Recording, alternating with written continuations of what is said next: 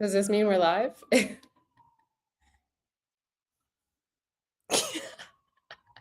Yes, Crazy. We're welcome. live. Okay. Hello, beautiful soul stars. My Yep. name is Canacia. Huh? Oh, I think Didn't say it's anything. I just got a notification though.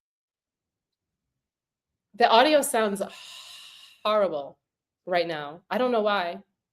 Are you delayed? No, it's like echoing. It's like actually echoing.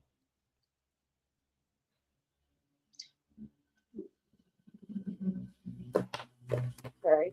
I'm off of all other things. Are you out Yes, like of vibrating.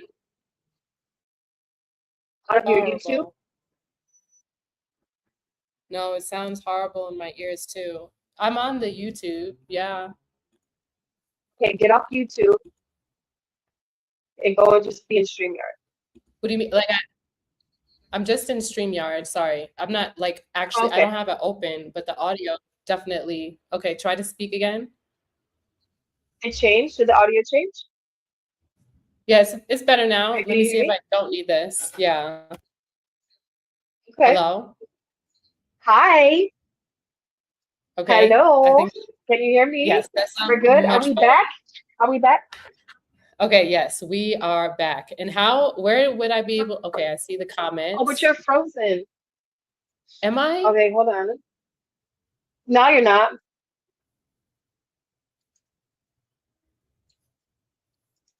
Now you're not anymore. Okay, now I'm not. Okay.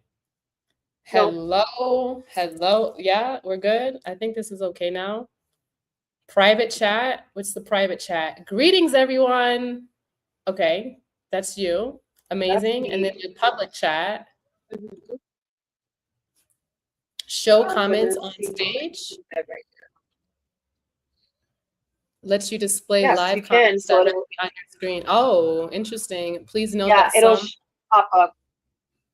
platforms like Twitch, blah, blah, blah. I mean, I could cut all of this stuff out, but so I'm not too worried about it. All right, are we ready? Because I want to make sure that the sound is good because that was janky. My goodness. Yes. Hold on. Let Mm. me. I'm gonna No, go. it is still sounding terrible, actually. I don't know if it's I because I'm see. coming I through hear your you loud screen and as clear. well. It's still sounding terrible. Okay. So, okay. And a little delayed. Hey. Okay. Hello. I just wanted to make sure. Greetings, greetings. So, can you hear us? Okay. Turtler, Turtly, turtler, turtly tubular. turtle, Turtly turtlier. tubular. Okay, let's see if this will That's what I rock. wrote. Let's see if it'll rock. Okay, let's do Speak it. one more time for me. I am speaking one more time. Oh, hi, Pete. Hi, It's peeps. Pete. Ah, okay. Yay. Okay. Let's see if this is gonna rock. Let us know if you hear the sound okay, because I'm feeling like I'm not hearing the sound perfectly, but whatever. Okay. I hear you loud and clear. Like Okay. no nothing. Like if I'm talking on the phone with you, it's all good. Okay, no, No it's delay. more so you and your voice as when you're speaking back to me, I would hear it like rumbly, like and like kind of cut up and choppy. Oh, It was no. weird, Is but it's it good better now? now. I think it's better Okay, now. good. So we're gonna rock with it. Okay. I'm gonna be in here, but I'm gonna turn the sound off so I can see what's been going You on. are both clear now. Okay, thank you. Thank Peeps. you. Appreciate it. Okay, good. Okay. All right. And then all right, I'm ready to talk. We're We good? Okay. Hello, beautiful soul stars. My name is Canacia. I am a 13 zodiac sign astrologer, a constellation astrologer, a true sky, true sidereal astrologer. And today I want to talk about Love Island, reality TV, real life, and relationships. And I have my dear friend Noni Kai to do that with me. So welcome, Noni Kai. Hello, everyone. How are you? My name is Monica. You can also call me Suryan. And I am the founder of the Hers Embodiment Intuitive Method. And yeah, I am here to talk all things reality TV, relationship, and real life in real time. And mind you, I know nothing about this show. So this is going to be a great conversation because I'm a neutral perspective. And we're gonna get into it. I'm excited to see how this goes, how this plays out. Um, Same. but I think we And wanna go ahead. same, as someone who has actually been watching the TV show, there's a lot of nuance to watching reality TV and pairing that with our real life, but then also having it reflect a lot of the things that we either navigated through or we have seen friends navigate through in relation to relationships. So in a way, these TV shows definitely reflect how we may be experiencing our own life.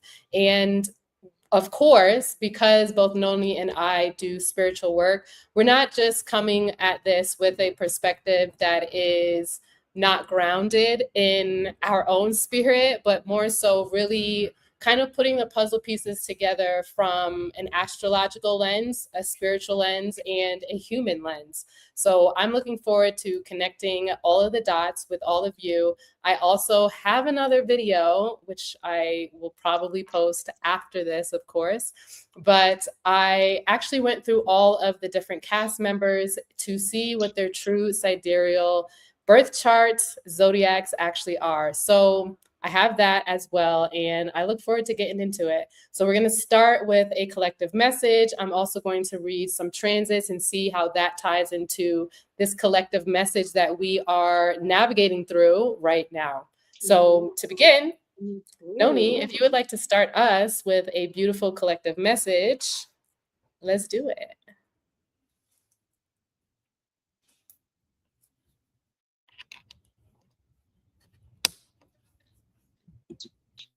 Yes. And also, I was gonna say before we do this, can you hear me? I lost you for a second. Yeah, I also lost you. I think you're Okay, back. I that's think good. we're good. We are good. Actually, I might be a little okay. We're delayed. I was gonna ask how you were. How are you? How is your world before we get into everybody else's world? What's That's so going on, girl? true. You're looking good. You're Thank looking you. good. You're looking good. You're feeling good. I hope you're feeling good too. I'm feeling good. The beginning of the week was very interesting because I went out to a restaurant with a friend. Later on, I was very excited to share something with my dad. His response was interesting. And then also watching Love Island afterwards put some things into perspective. So the beginning of the week was definitely rocky. I was in my emotions, but I also chose to start journaling all of the things that have been showing up for me because, yeah, this show has been illuminating, I'll say. How are you doing?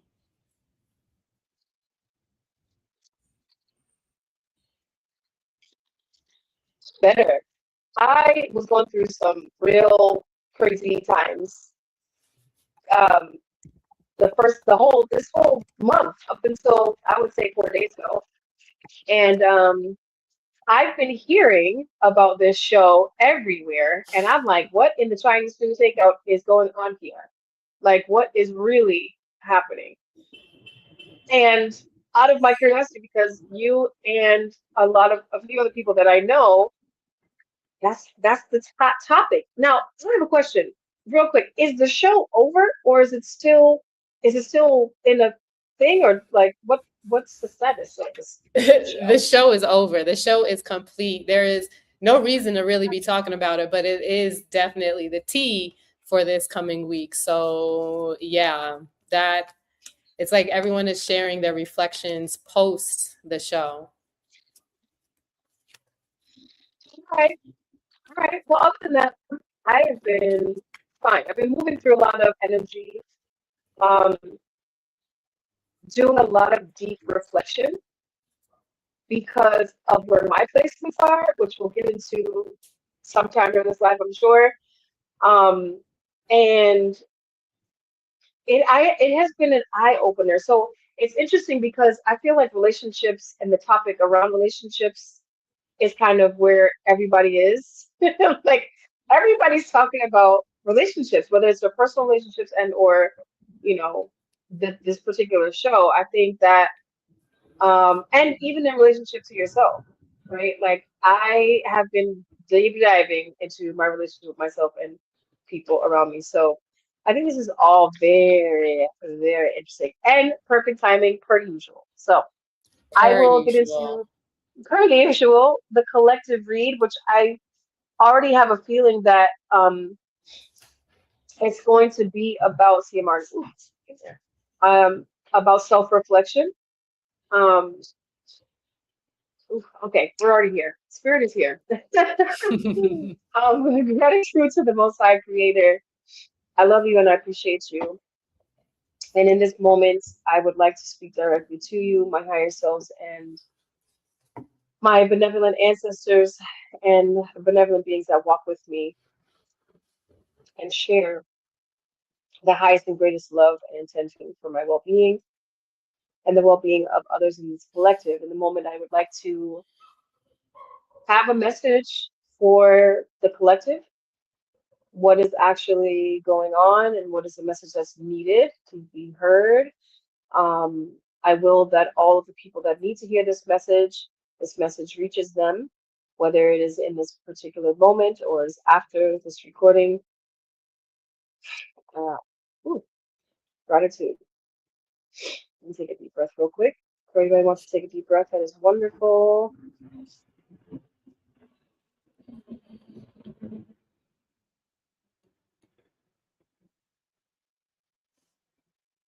So we're in a time that we are, this is a great period for all of us to be stepping into our greatness above and beyond what our own expectations are, meaning allowing our ego to be pushed aside, allowing our true self to be pushed forward, allowing for all of the things that we cultivated through different space-time continuums, all the things that we've been trying to will into existence. This is really prime time for being in your particular spotlight, out of the hermit crab, introspective, hiding, or trying not to be seen. This is the time, especially in this particular year, where we need to be pushing forward, because once if we are not willing to move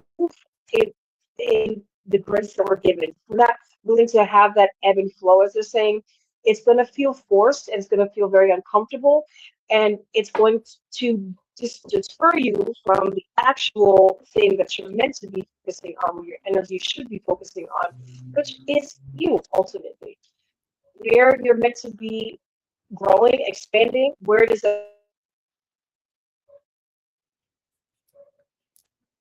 not just in the immediate moment, but for some time. This is energy that has been cultivated for a long time. So sitting with your self, they're saying individual self, interesting word choice. But sitting outside of the collective, sitting with your personal space and really asking the questions, what is it that you want to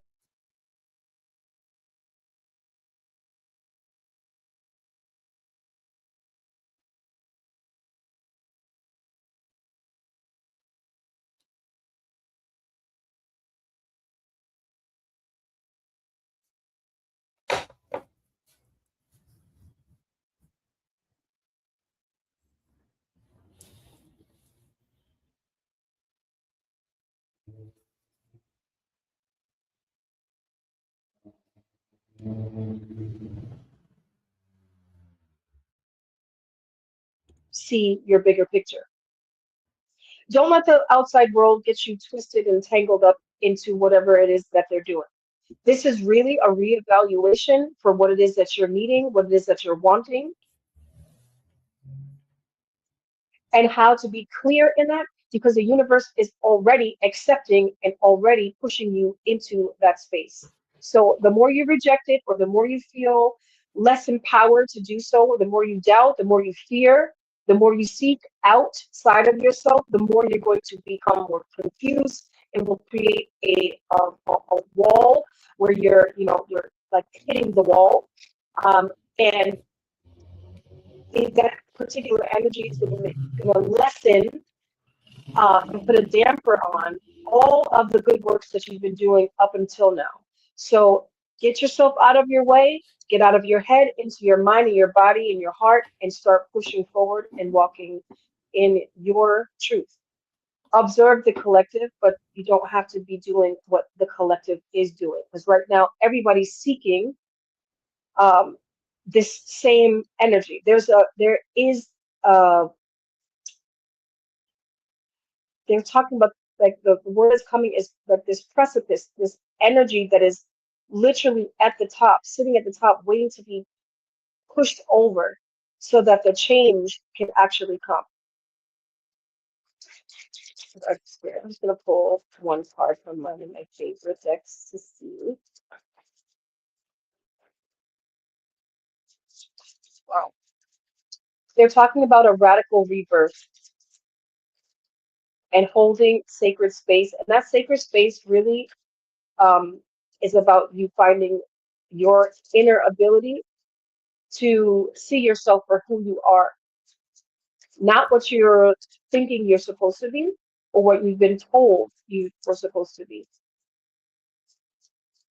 The light is expanding. So expand with it.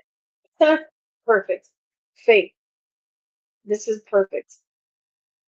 A lot of people mistake what faith is and ego. This is and it's the 10, which is new beginnings. It emphasizes the one year that we're currently in. Technically, we are in a 10-year, but this is the one. And this is also divine masculine and divine feminine energy represented. So, and as you see the sun, you see there's solitude here, right? That person is taking time to be with one and the creator, which is themselves, right? And the Most High, whoever they deem fit for themselves in that space, so that they can gain clarity and see for themselves what it is that they need to do instead of stepping outside of themselves to find that. Okay, the card says, at each stage of the soul's evolutionary ladder into expanded consciousness, a leap of faith is needed. Taking that leap of faith within you is choosing to jump without the reassurance of a safety net. It is choosing to move forward regardless of whether there is absolute certainty that things will work out the way you wish. Taking that leap into the unknown requires great courage. It is about trusting spirit despite not knowing what lies before you. This card encourages you to let go and allow the universe to take care of you. Release any doubts or fear you may hold and have faith in yourself. Have faith in your choices, which are guided by the wisdom of your heart. We all travel up the mountain path, experiencing both adversities and joy. What separates the visionaries from the crowd is their courage to take that leap of faith. Many stand at the edge of the cliff, right? There's that need to tip over. Many stand at the edge of the cliff without all their dreams, visions, and desires, but all out of fear stay at the cliff's edge. You were born to fly, dear one. By stepping out of your comfort zone and letting go of what was, you live your life to its fullest, your full creative potential. Have faith and live your life fearlessly. This is solar plexus, heart, and crown chakra energy. The affirmation here is, I have faith. The wisdom of my heart continues to light my way. Holy moly, Bajoli. That is so accurate. for myself, and I'm sure for many people. But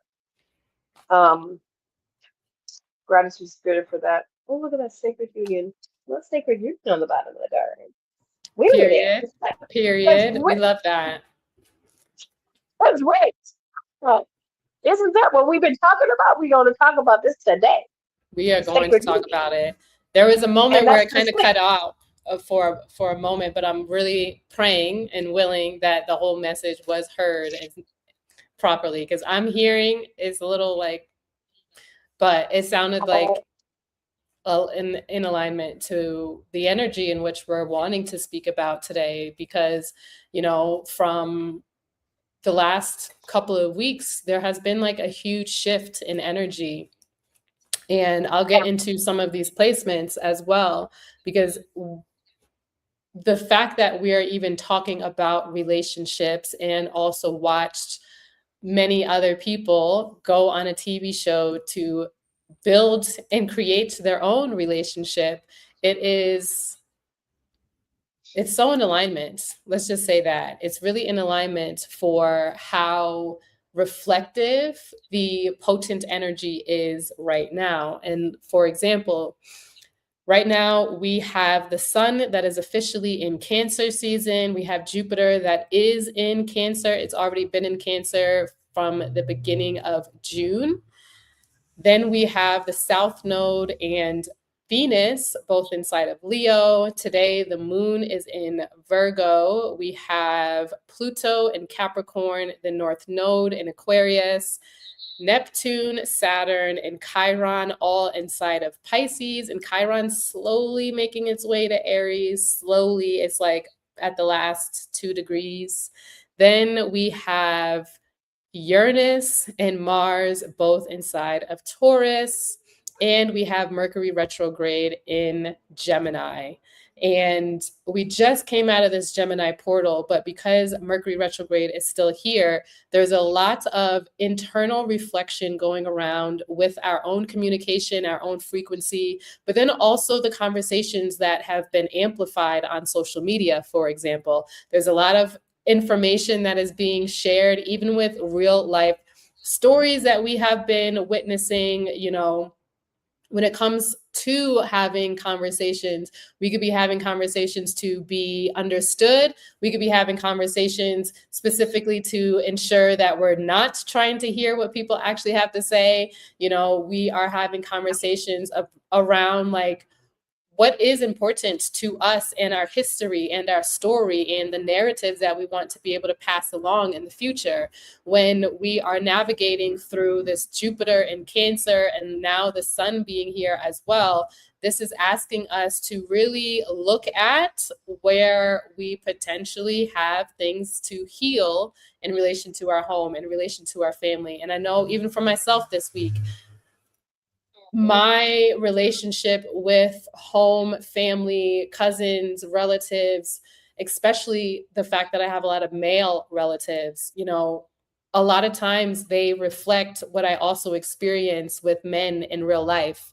And it is definitely bringing a lot up outside of the fact that we're also needing to pay attention to where we might have mother wounds. If we've watched a relationship with our mother constantly choosing the wrong partner, I mean, of course, we might end up potentially reflecting that same narrative. This is a time to like heal those things. If there is maybe even someone who's dealing with a father who was never really loyal, and then you keep attracting partners that is not that are not loyal. I mean, these are very reflective times for us to pay attention to what is it that we are accepting and what is it that we're choosing not to accept anymore? And how have those stories also reflected within our family dynamics that is causing us to create the same pattern? It's like, now is the time to release, dismantle, you know, create new standards for yourself with this Jupiter in Cancer energy. It's going to be here until about September 8th or 9th. And it's a short portal. You know, everyone's talking about Jupiter being in Leo, and that's just not accurate quite yet. Right now, we all need to feel safe in our bodies, safe in our vessels, safe in the home that we are creating here in order for us to ever open up our home space, our intimate space with another partner. So that is part of the energy that we need to be focusing on. And then over the last couple of weeks as well, we've had Venus that has been conjunct with the South Node. And when you were speaking to the ego, absolutely, with the ego is one of those things where we are needing collectively to release some of this connection to the ego, and not to make the ego bad, but more so, where are we still, you know, like where are we still getting trapped in the elitism, you know, post all of this Love Island. I've been watching a lot of people posting about like, oh, Anaya has 1 million followers. Let's get Carl up to 1 million followers. Trinity's at 3.2 million followers. And they're following their vanity metrics. And I find that to be just so interesting as an astrologer, as someone who is very spiritual and watching from that specific lens. Because of course, I feel like watching Love Island has been the first human thing I have done in a really long time. Like, talk about indulged, okay? I was not paying attention to it at all, but I fully dove into it as someone who does like to watch a lot of different love TV shows, and specifically to psychoanalyze them. Even though I'm not a psychology major, I don't have that in my back pocket, but I do study it a lot. I'm also an astrologer, and that is obviously learning about people, studying people, and reading people's birth charts. I've had many, many clients and my own experiences, as well as my friends, being able to see the different dynamics. I'm totally watching from a, you know, typically an analytical position where I'm like, nope, they need to heal that. They probably have this placement in their birth chart, and just assuming what I think is going on. And that's just how I show up. But because we've had this energy with Venus next to the South Node in Leo, everyone is talking about relationships, because it is also something that we are needing to navigate internally. Where are we needing to release some of this ego, but also what past relationships are potentially showing up again? I know I definitely had a guy reaching out to me, and it's been literally almost 2 years since the last time we spoke, like literally around this kind of, you know, around this time where I'm just like, what are you doing in my DMs? Especially, do you have anything to say? Like, what are you doing here? Are you going through something? Like, are you feeling emotional? Are you realizing that you fumbled the bag? Like, I don't, like, what are you doing? You know, like, I don't know what you're doing here. But that was something, like, soon as they had reached out to me, it was reflective of where I needed to be looking at my birth chart to see, like, why are you actually showing up? Because days before, I was speaking with a friend about her and her relationships, saying, pay attention to when men show up. I absolutely believe that men have a cycle, and their cycle is very strategic. They don't know that they're in a cycle, especially if they're not paying attention to the constellations. But I feel as though, you know, some men in my life around a specific time in the month, they would get kind of like nasty or just get kind of like moody. And I'd be like, what is going on with you? And I'm telling this to my friend, and literally a day or two later, this dude messages me, and it's been 2 years. That is South Node. That's the South Node and that Venus placement, because Leo also likes to cuddle. It likes to be around other people. It likes to be seen. It wants to be felt. It wants to be nurtured. It wants to play. And when we're thinking about also Leo, sometimes we look at Leo as like the life of the party, but true Leo energy, in my opinion, it's not seeking to be seen. It is grounded in being seen. It is nurtured by being seen and applauded, but it's because they actually see that for themselves. It's not seeking the vanity of it all. And having Venus South Node conjunction, that is definitely giving. The collective is, I feel like that is something I can't get into it. I'm not understanding that part of the collective energy in a way. Like, why is I haven't seen a girl that was like manifesting for Anaya's collaborations in the future. And I was like, wow, like I thought I was in it as far as like talking about it, but literally making mood boards for Anaya for a vision that she could have. And I was like, wow, this is so interesting. And maybe I should look at the chart. It's a lot. maybe I should be That's a looking at lot. the, huh? I was saying that's a lot.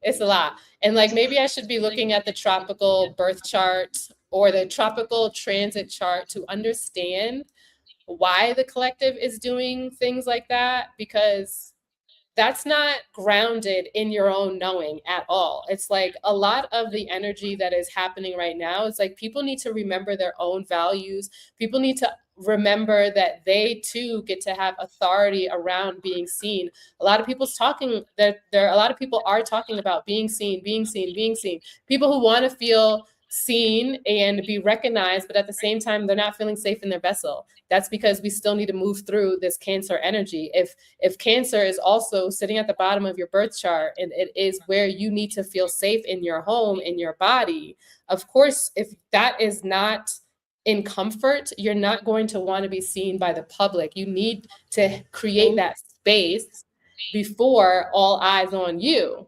all eyes on me. Like we need to like dial the thing back here. And with even having Pluto in Capricorn right now, with a lot of these systems, structures, elitism, people that we have been putting on a pedestal with authority, or maybe even false authority, lack of authority, it's time for us to like pull it back. Leo energy does not like false angels, false gods, false deities, false anything like that. So it's very interesting that the collective is kind of in that energy. It is a time for us to release the ego that we have for ourselves, the egos that we may even have for other people. There's only but so much we can come to conclusions with when we're only seeing minutes of people's lives out of 6 weeks. It's an hour per day. And it's like edits and all these other things. So I don't know. That energy is interesting, I will say. And then we have Moon inside of Virgo. So this is, again, just another time for us to really reflect on what parts of ourselves need some healing, some readjusting. Where are we focusing our energy? What needs some cleanup? Where do we need to be organized?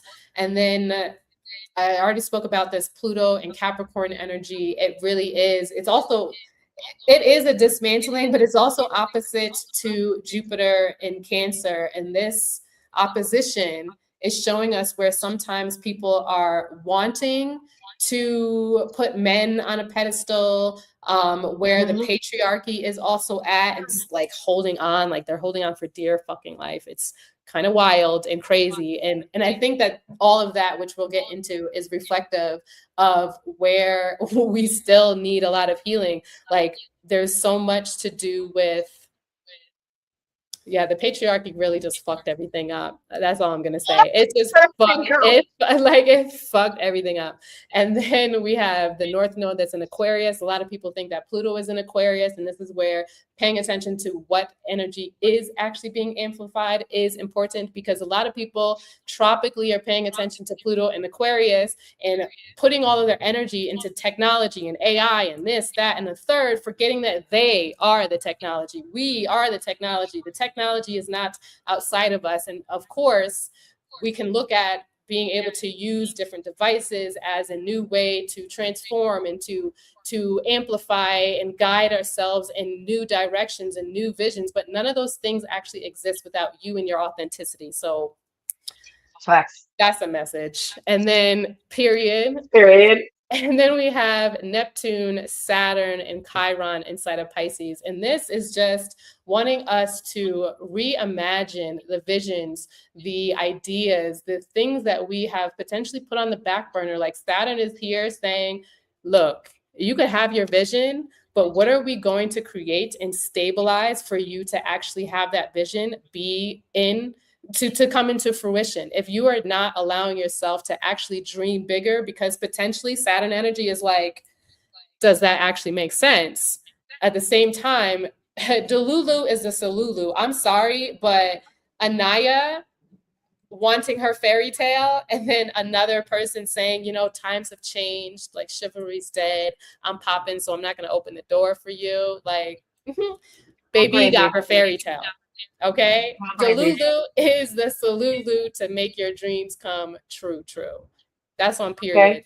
You know, and there's a cycle of people in the older generation who have also been navigating through a Chiron in Pisces energy, where maybe they're realizing, like, you know what, I did have this vision a long time ago. I'm ready to actually activate that. I'm ready to stop putting it on the back burner. I'm ready to give myself permission to actually wield whatever it is that I have been thinking about for so long, and let it be real. Because what is the definition of realistic? I cannot stand when people talk about realism. It's like we're humans and there's literal babies that come out of females. How are we talking about realism? Mm-hmm. And then the fact that the mothers live through that, they're able to birth babies and survive. That's magic. I don't care what anybody says. We got to create them first. We got to hold them and incubate them and feed them before they even have a breath of this life. It's what crazy. Like, it's what crazy. What? Yeah. The and animals, not die. And not die. Because I cannot imagine that shit at all. Like, kudos to the women out there. Like, wow. Like, that magic. If any... It just doesn't make any sense. It truly does not make any sense. Like, you got the bow chicka wow wow to the egg choosing the sperm. Reminder to the men out there who think that the men's sperm is doing anything. No, the female egg is choosing who she even wants to mate. Electricity to this. Anyway, so can we just realize there's so many layers. There's so many layers, right? And then this baby is just growing and expanding inside one's belly, and then it's literally coming from thin air, sperm and an egg, into reality. I don't want to talk to anybody about what is real and what's not real, because none of this shit is real, okay? None of it. One fucking thing. Okay, and then we have Uranus and Mars in Taurus, and I have been saying it a million times. Uranus and Taurus is going to be here until 2032. This is absolutely going to be affecting our money, our resources, our finances, our food,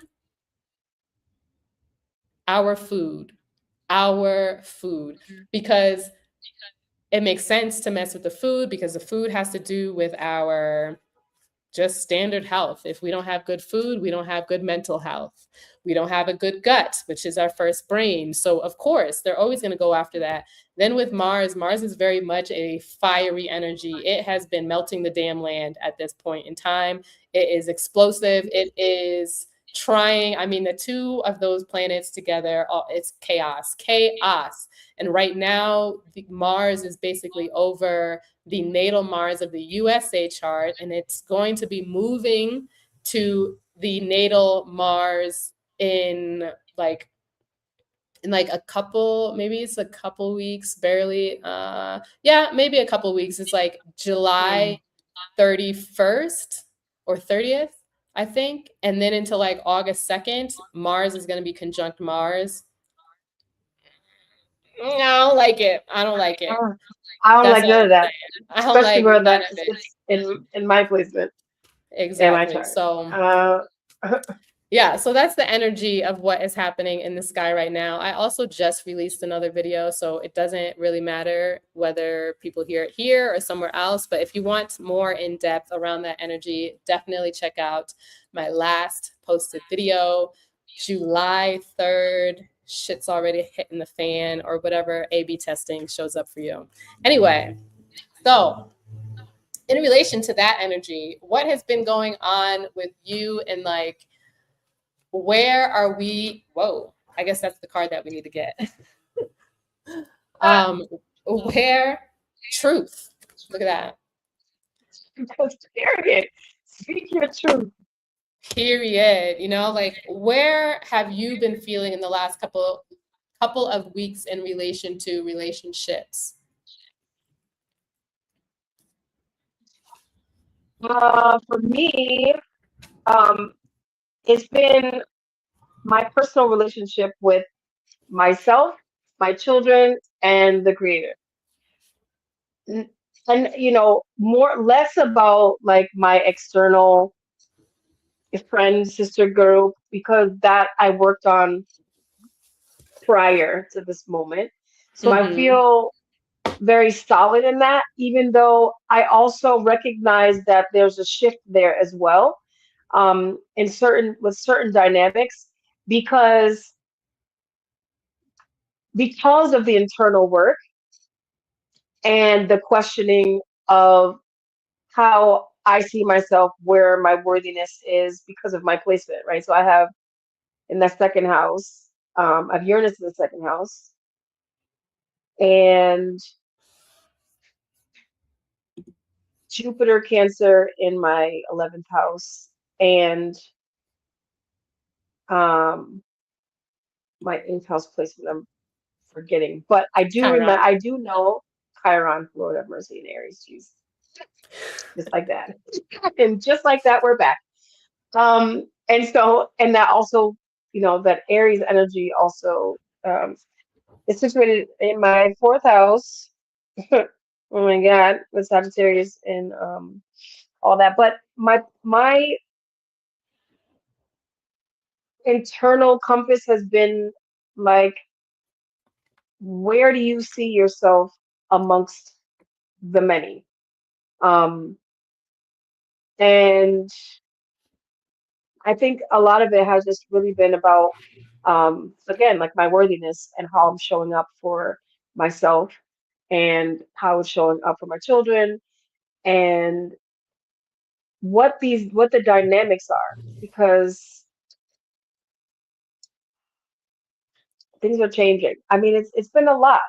It's almost like it's not too much to talk about, but just um, overall, it's just been how I'm relating to myself, and also, am I ready for a relationship? Mm-hmm. Do I want a relationship? How do I see men at this point in my journey? Because I went from being a pick me to being like fuck men altogether, to now being like, oh, they kind of cute too. They still kind of cute. I don't know. I might good, you know. And then it's like, but and all of this is like, okay, but where do you see yourself in a relationship? How are you Mm-hmm. going to approach the relationship world? You know what I'm saying? Like, I always feel like when you get out of a relationship, you still need some training. Cutting yourself all the way out for a time, okay, fine. But you still need to be in the game some kind of how, because like anything else, we're always going to be tested with our resolve, right? It's like, okay, you say you're over that behavior. You say that you're not going to do this and do that. You say that you've grown in these spaces. Okay, fine. Mm-hmm. Prove If it. someone approaches, now prove it, right? When someone approaches you, how do you respond? Are Mm-hmm. you going to be mental about it? Are you going to be physical about it? Or are you going to be, spiritual about it? Where are you landing here? Mm-hmm. And Mm-hmm. and what do you need? More importantly, what do you want? That Because part. we don't, the need has changed, like we were talking about earlier, and perhaps maybe this is a good way to segue into that. But the need for women to be in a relationship has changed dramatically in the past 40 to 50 years, actually 30 to 40 years, because of our ability to be independent of a man's financial stability. Mm-hmm. You know, we did not have a choice but to seek out a man to marry us, and hopes that it was a genuine love situation. Mm-hmm. If you were lucky enough to be in love, and good for you, right? And if you were lucky enough that he wasn't whipping your ass at home and calling you all types of crazy names because you could not leave that. Once you were married, it was that to be widowed or to be divorced was like blasphemous because now you're depending on the man's family or your own if that's the case. And you know, the Black American dynamic, it wasn't like you didn't, there were no choices. You're not going home to mama's and Mm-hmm. them's house. Like you really were out there struggling to survive. You didn't have a place, you could not go to a financial institution to open up a bank account. Yeah. You could not get higher education. It was very select few who had that opportunity to do that. You could not even have your own medical advice. You oftentimes, if they didn't lobotomize your ass, okay, you were really left to just be out there, just hoping that your herbal remedies was key and was working because otherwise you're out of here. So Mm-hmm. how we look at relationships now, we have an opportunity. And we're in a place right now where we don't have to rely on a man financially. And so therefore our options have completely changed. We can get a higher education, we can open our bank accounts, we can buy our own homes, and we are excelling in most of these categories right now. However, the crazy part about it is these men are still living in the mindset of the 50s where we got to be coming home doing all of the cooking, all of the cleaning, all of the child rearing. After coming home, working 40 to 50 hours a week, making more money than y'all most of the time. I can say most of the time because that's this. Look at it. And we're still offering that. No problem. There are still people offering that. Like, I really just want you to be here with me. I don't Mm-hmm. need you. I love you. And I think the men have not caught up to that understanding because we are still living in a fucking patriarchal society that Yeah. says a man knows all, is all, and it can be all, and you are second to all of that, even though Mm-hmm. you have proven yourself and we've given you opportunity to prove yourself over and over. And we still get the second, the we're still second in command, Mm-hmm. as if we're not offering or keeping our safe. And not only that, there's still a health benefit for us to even be fucking Exactly. single. Can That you part. imagine the Which I fact want that to. men? Mhm. No, go ahead. No, I was just gonna say men can't. They live longer with us. Yeah. We as women live longer amongst each other. However, if you are married, you're more than likely to not live as long anymore. Because you're Exactly. providing, you're working just as hard, you're providing just as much, and the stress of the relationship is taking women out. That part. And But go ahead. I wanted to bring up something that you had mentioned when it comes to how we're looking at the fact that women are one excelling in the job space and we don't necessarily need that dynamic anymore, but also it just made me think about how the patriarchy was literally built for men to be the ones that are going out to get the job in order for them to be the breadwinner, in order for them to project that narrative of what we need in a man. So it's like they set themselves up to be put in those Yes. positions, and now we don't need that at all. And that's why, in some ways, they're still kind of struggling around this whole concept Yes. because that's all they've known for a long Right. time. The patriarch doesn't serve men either. Either, It exactly. it literally hinders their life expectancy and their expansion because someone has said, and I can't attribute it to a specific person, but I did hear this the other day that women are looking to date a man that doesn't exist, and men are still trying to date women of the past. And so, even though dating has become more accessible, everyone's more miserable because men are still like, you still got to show up the same way you've been showing up for the past 100,000 million years, Mm-hmm. and we get to be the same. And despite the fact that you're doing more and don't need us to, hold you in any capacity, where women are now able to choose, they don't care, and that's why there's this loneliness epidemic, right? That That's why part. more men are now lonely because they're not changing at the rate that we are. And this is not to dismiss the wanting or the quote need of having males. This because some people be like, Absolutely no. you're just saying that because you man hate me. Hell no, I love me a good man in it. Shit, I love me Period. a bad man. I've had them all. You know what I'm saying?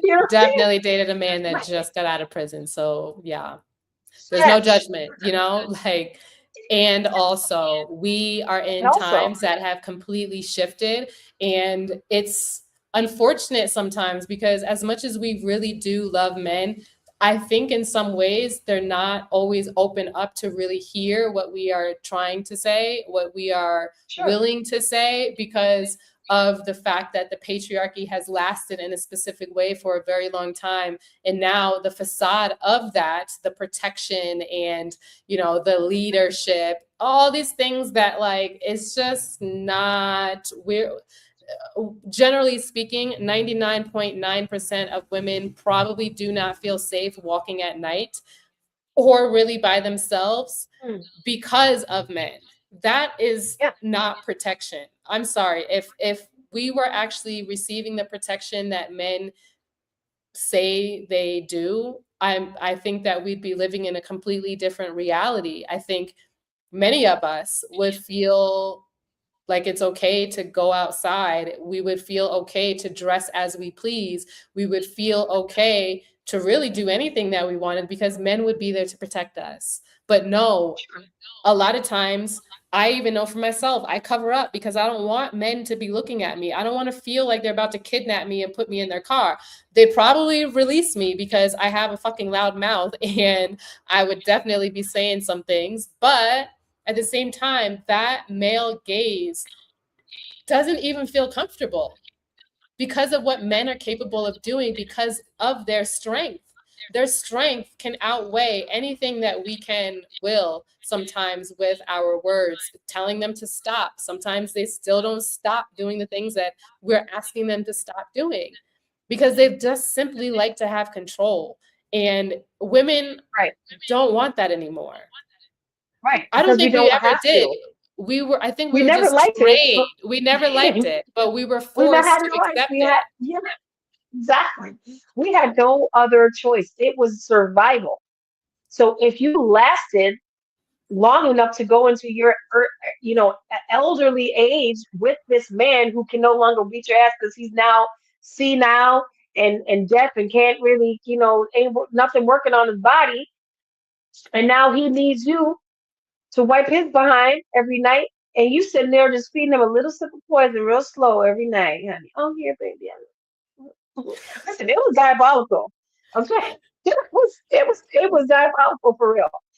And there was something that you said. I'm hoping that it comes back to me, but um, it was around women not feeling safe walking down the street. There was a study done at a prestigious college. I can't quote it.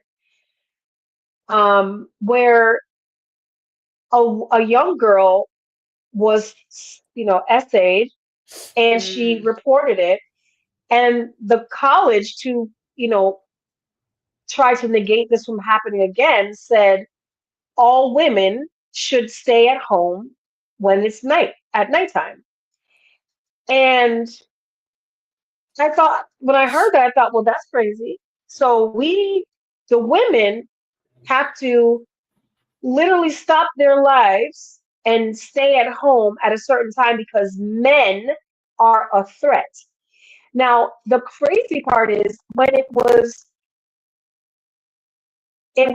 suggested that the men stay home, they felt like threatened. They felt like, well, why would we have to stay home? We're not the ones getting attacked. It's like, well, no, dummy, but you're the attacker. Like, oh, well, just because one man, this was the quote, like, just because one man did this thing, now all of us, well, yeah, Yeah. why we're not the ones, we're not the ones doing the harming. Like, if y'all got together, like you do for every other dumbass thing, find the dude who did it and figure it out. This is how you protect us. You don't ostracize the Literally victim. Just like, how are you telling the victim that you're shaming the victim? That's crazy work. But this crazy happens all the time all the because they time. don't have any, again, we're not even rearing our children to become more emotional. I don't say we're not all of us, because some are. I know I'm trying to have emotionally intelligent young men, right? A lot of a lot of our culture and a lot of people within our culture, and many females, have not bridged the gap yet and are not really in alignment with themselves because they're living the life of Hmm. traditional patriarchy and they're happy there. So they're breeding and continuing this problem. And now the liberals are the issue. And now it's like, oh, you guys need special, this is special. Well, actually, we just want equality here. Crazy Period. that you don't, because now it's that divide, right? The whole pick me and the even the liberal or the feminist, right? And it's like, wait a minute, let's just get back to basics on the even playing field, which has Hmm. never existed.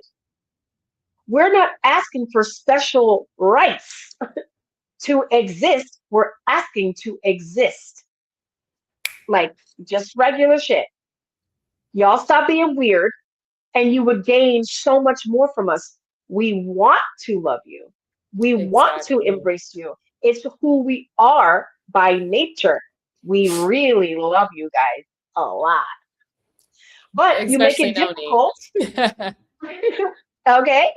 And you make it I'm still difficult. working on it, but I love y'all, but at a distance.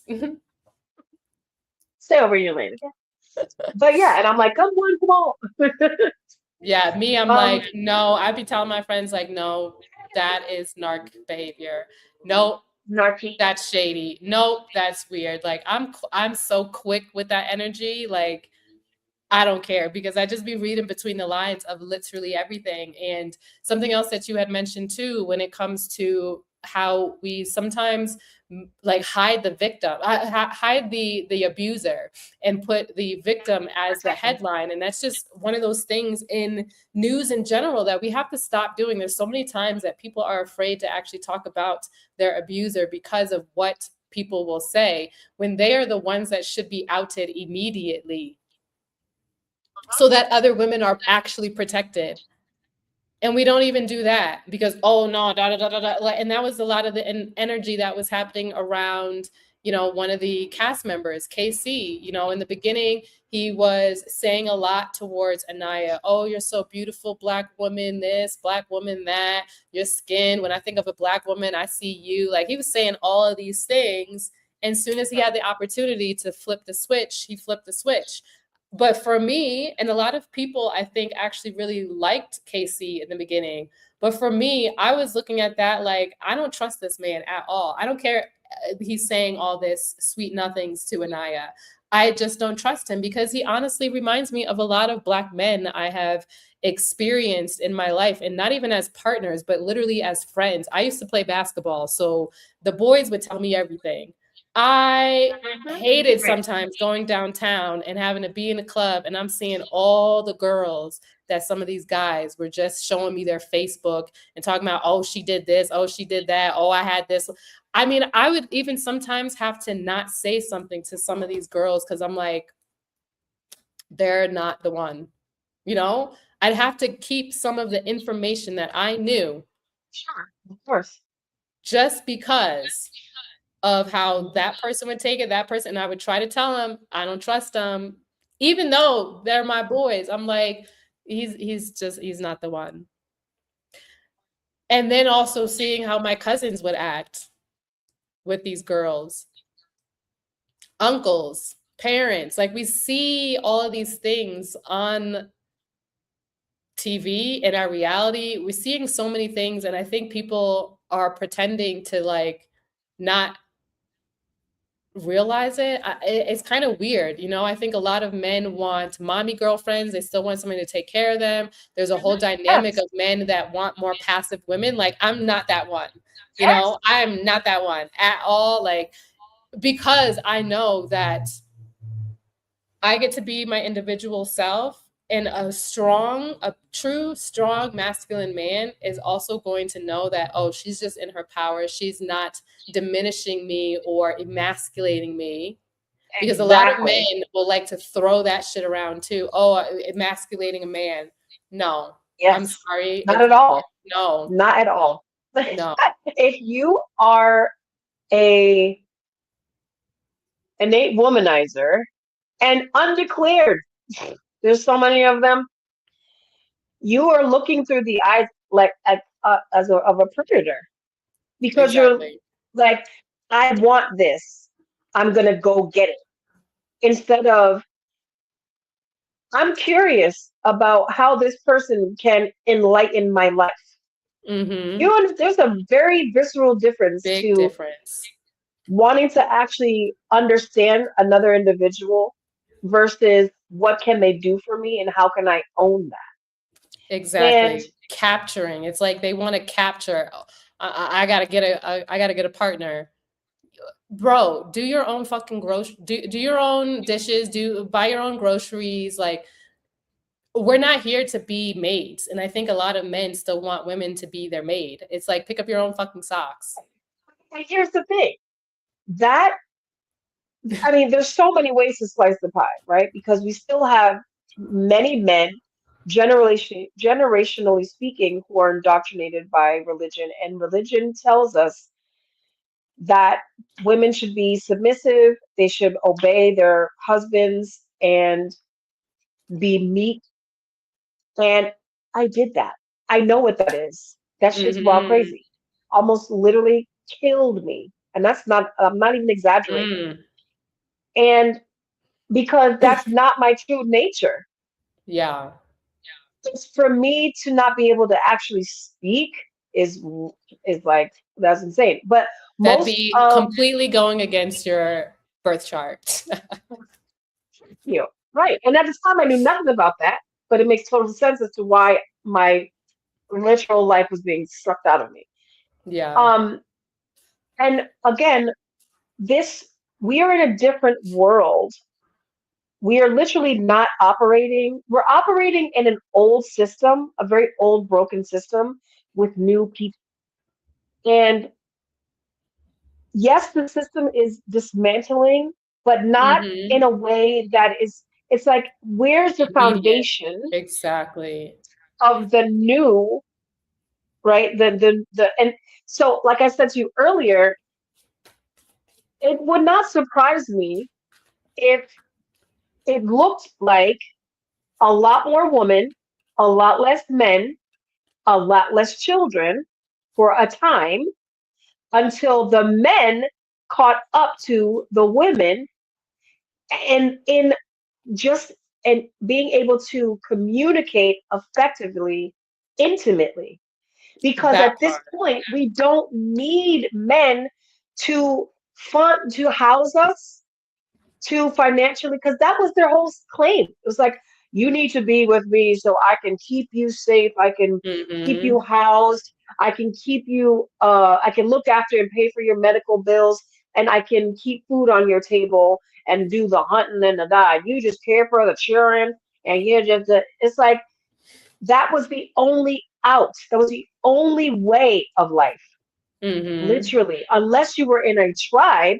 And even within the tribe, the same system, the same hierarchy system. But the women had it was the hierarchy was different. It's like there The was women still some led. collective,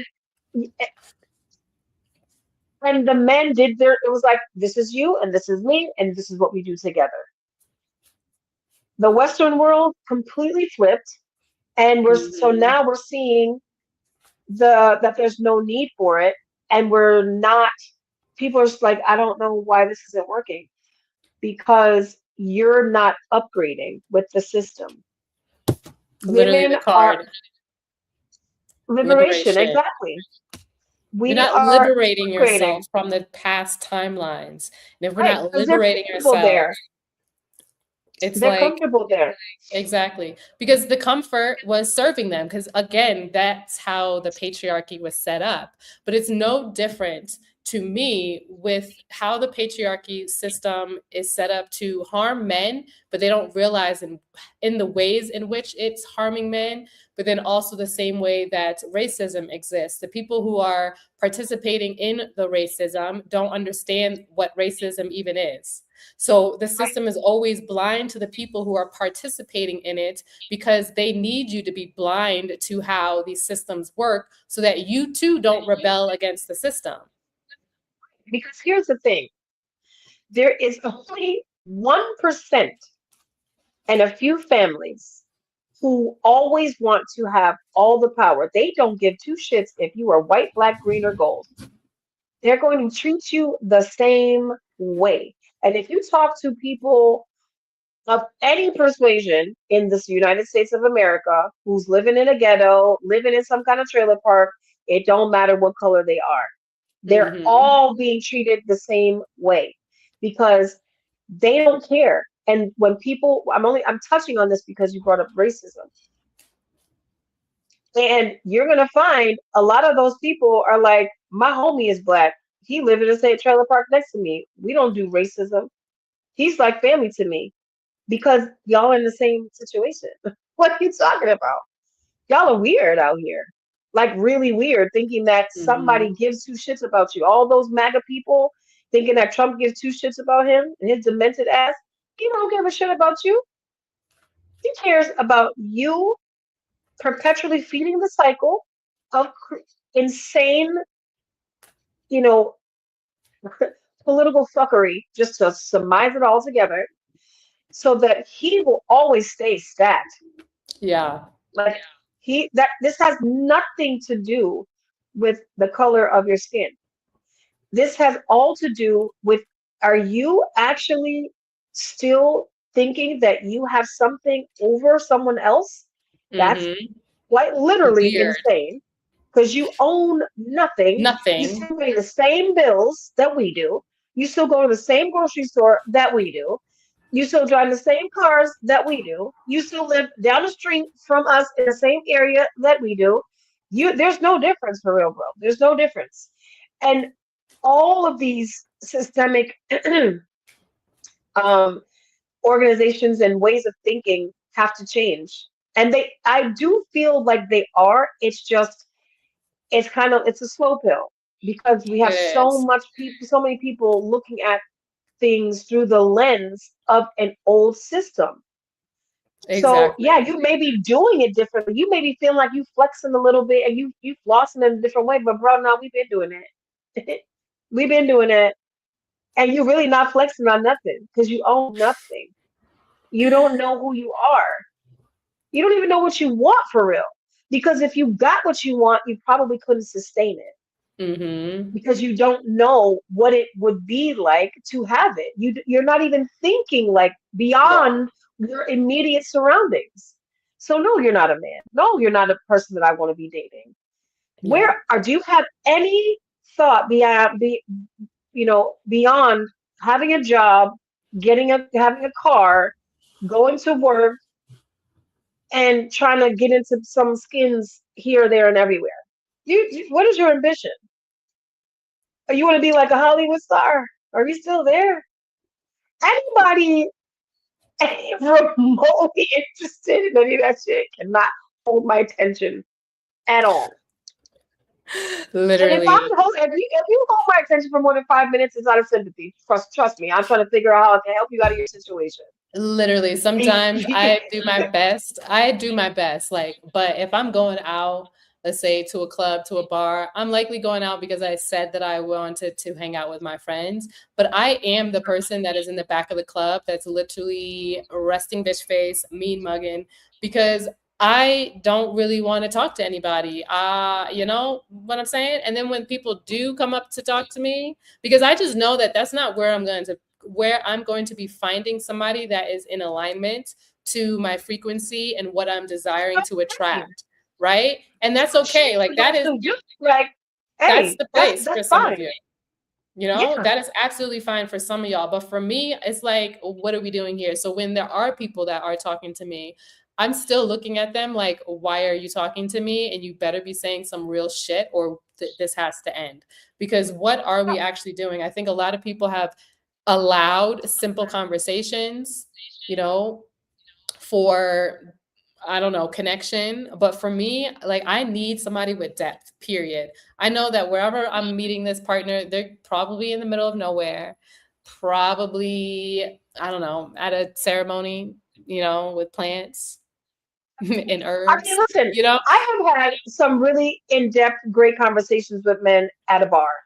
And it was that, Same. and they didn't want my number, and it And was cool, and that's fine. But it is the rarity. It exactly, was it a is rarity, very rare. and not only that, but we participate in the three-dimensional, fuckery because that's what it's fine. We Because get to we're do. human beings. We get to Yeah. do that. And it does help ground us and see what's going on. It does. And you just never know. This is an experience I needed to have for whatever reason. So I'm gonna have it.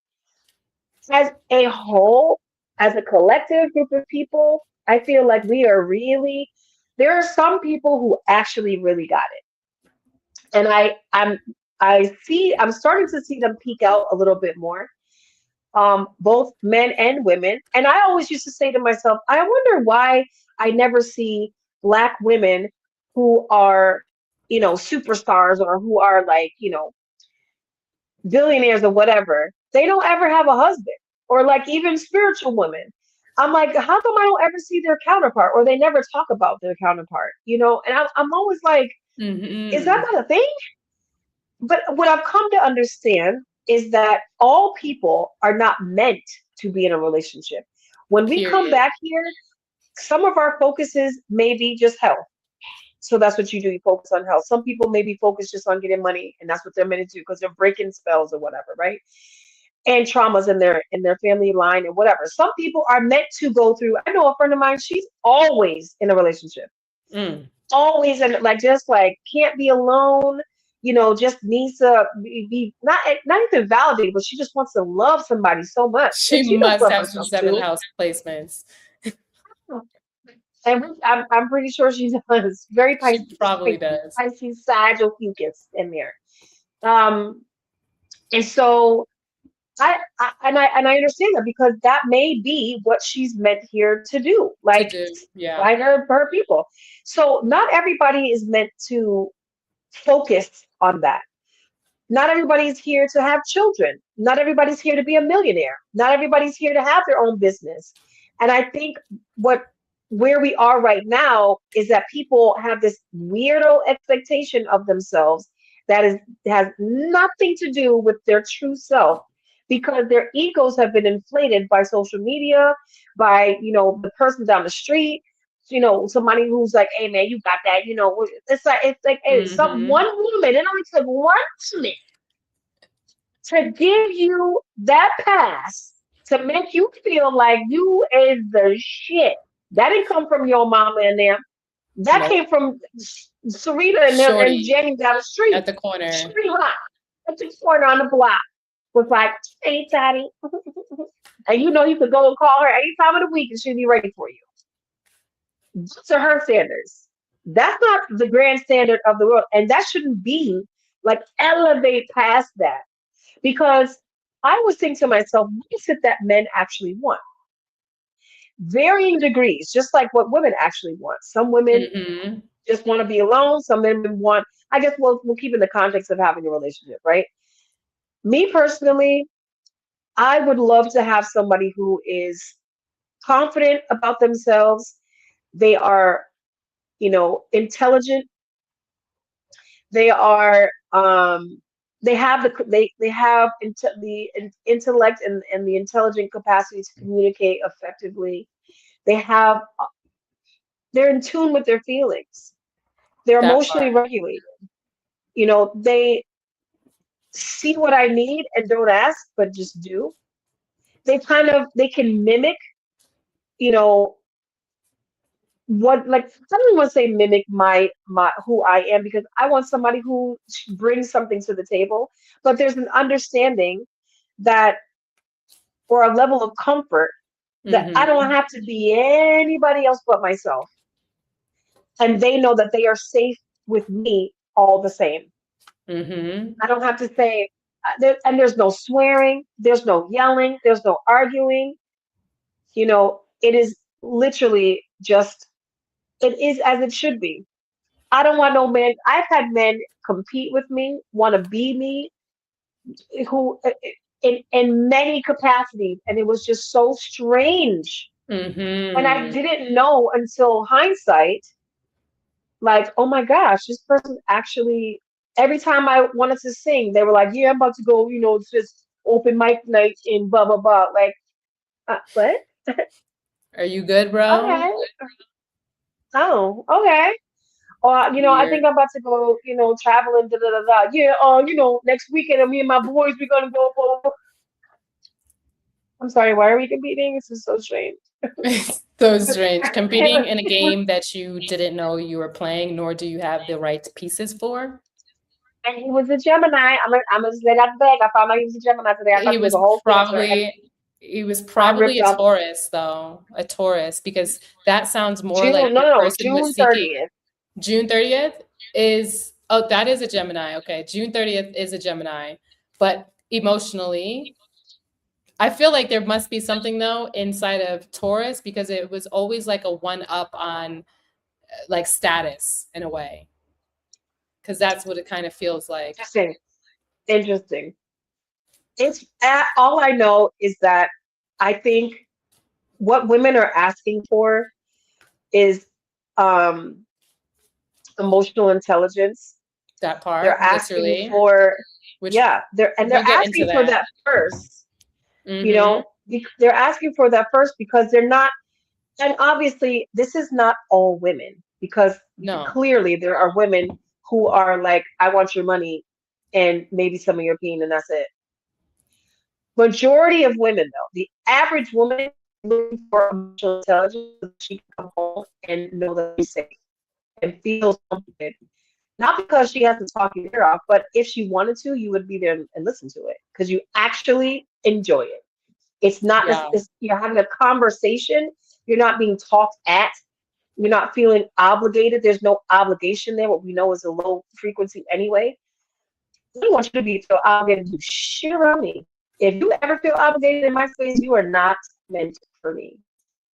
It has to be genuine, right? And I do think that there's someone for everybody. I do feel like if you actually wanted to meet your person, you could, Mm-hmm. or and then we have to also remember, and I'll pass it over to you, but like we also have to remember what relationships are and what they're supposed to do. Relationships are really supposed to speed up your expansion process. They're supposed to mirror you to see where you need your growth and where you can find steadiness, where you can be yourself. It's really for your accelerated expansion, because to do it alone, you can never do it alone. You'd be taking from other different places, even if it was just here.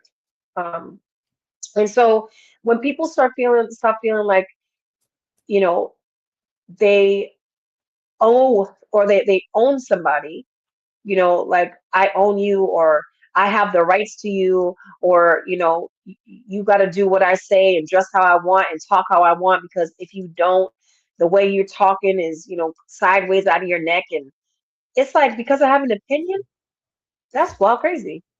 Wild crazy, because what's the point? You know, some of my very basic standards in a relationship is communication. And I feel as though a lot of people are not capable of having a proper conversation. You know, a lot of the men that I have dated in the past, it's like soon as you are ready to get serious about something, they shut down. Mm-hmm. And it's like, here you are claiming that you're a leader and you can't even lead the conversation.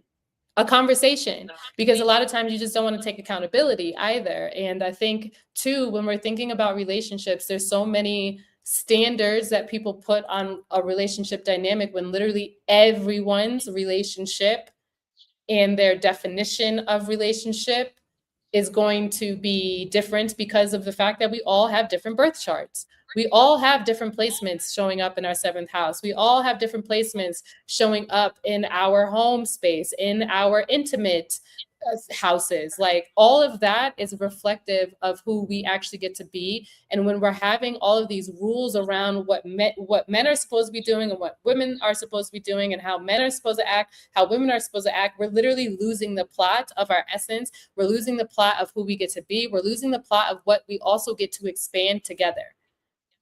It's completely backwards. And I think we as a collective need to stop treating things like that, treating relationships like that, because it is very limiting. It's very limiting. Somebody who has Pisces in the seventh house, they're going to love relationships more than me, who, you know, it's fun. But like, what are you really adding?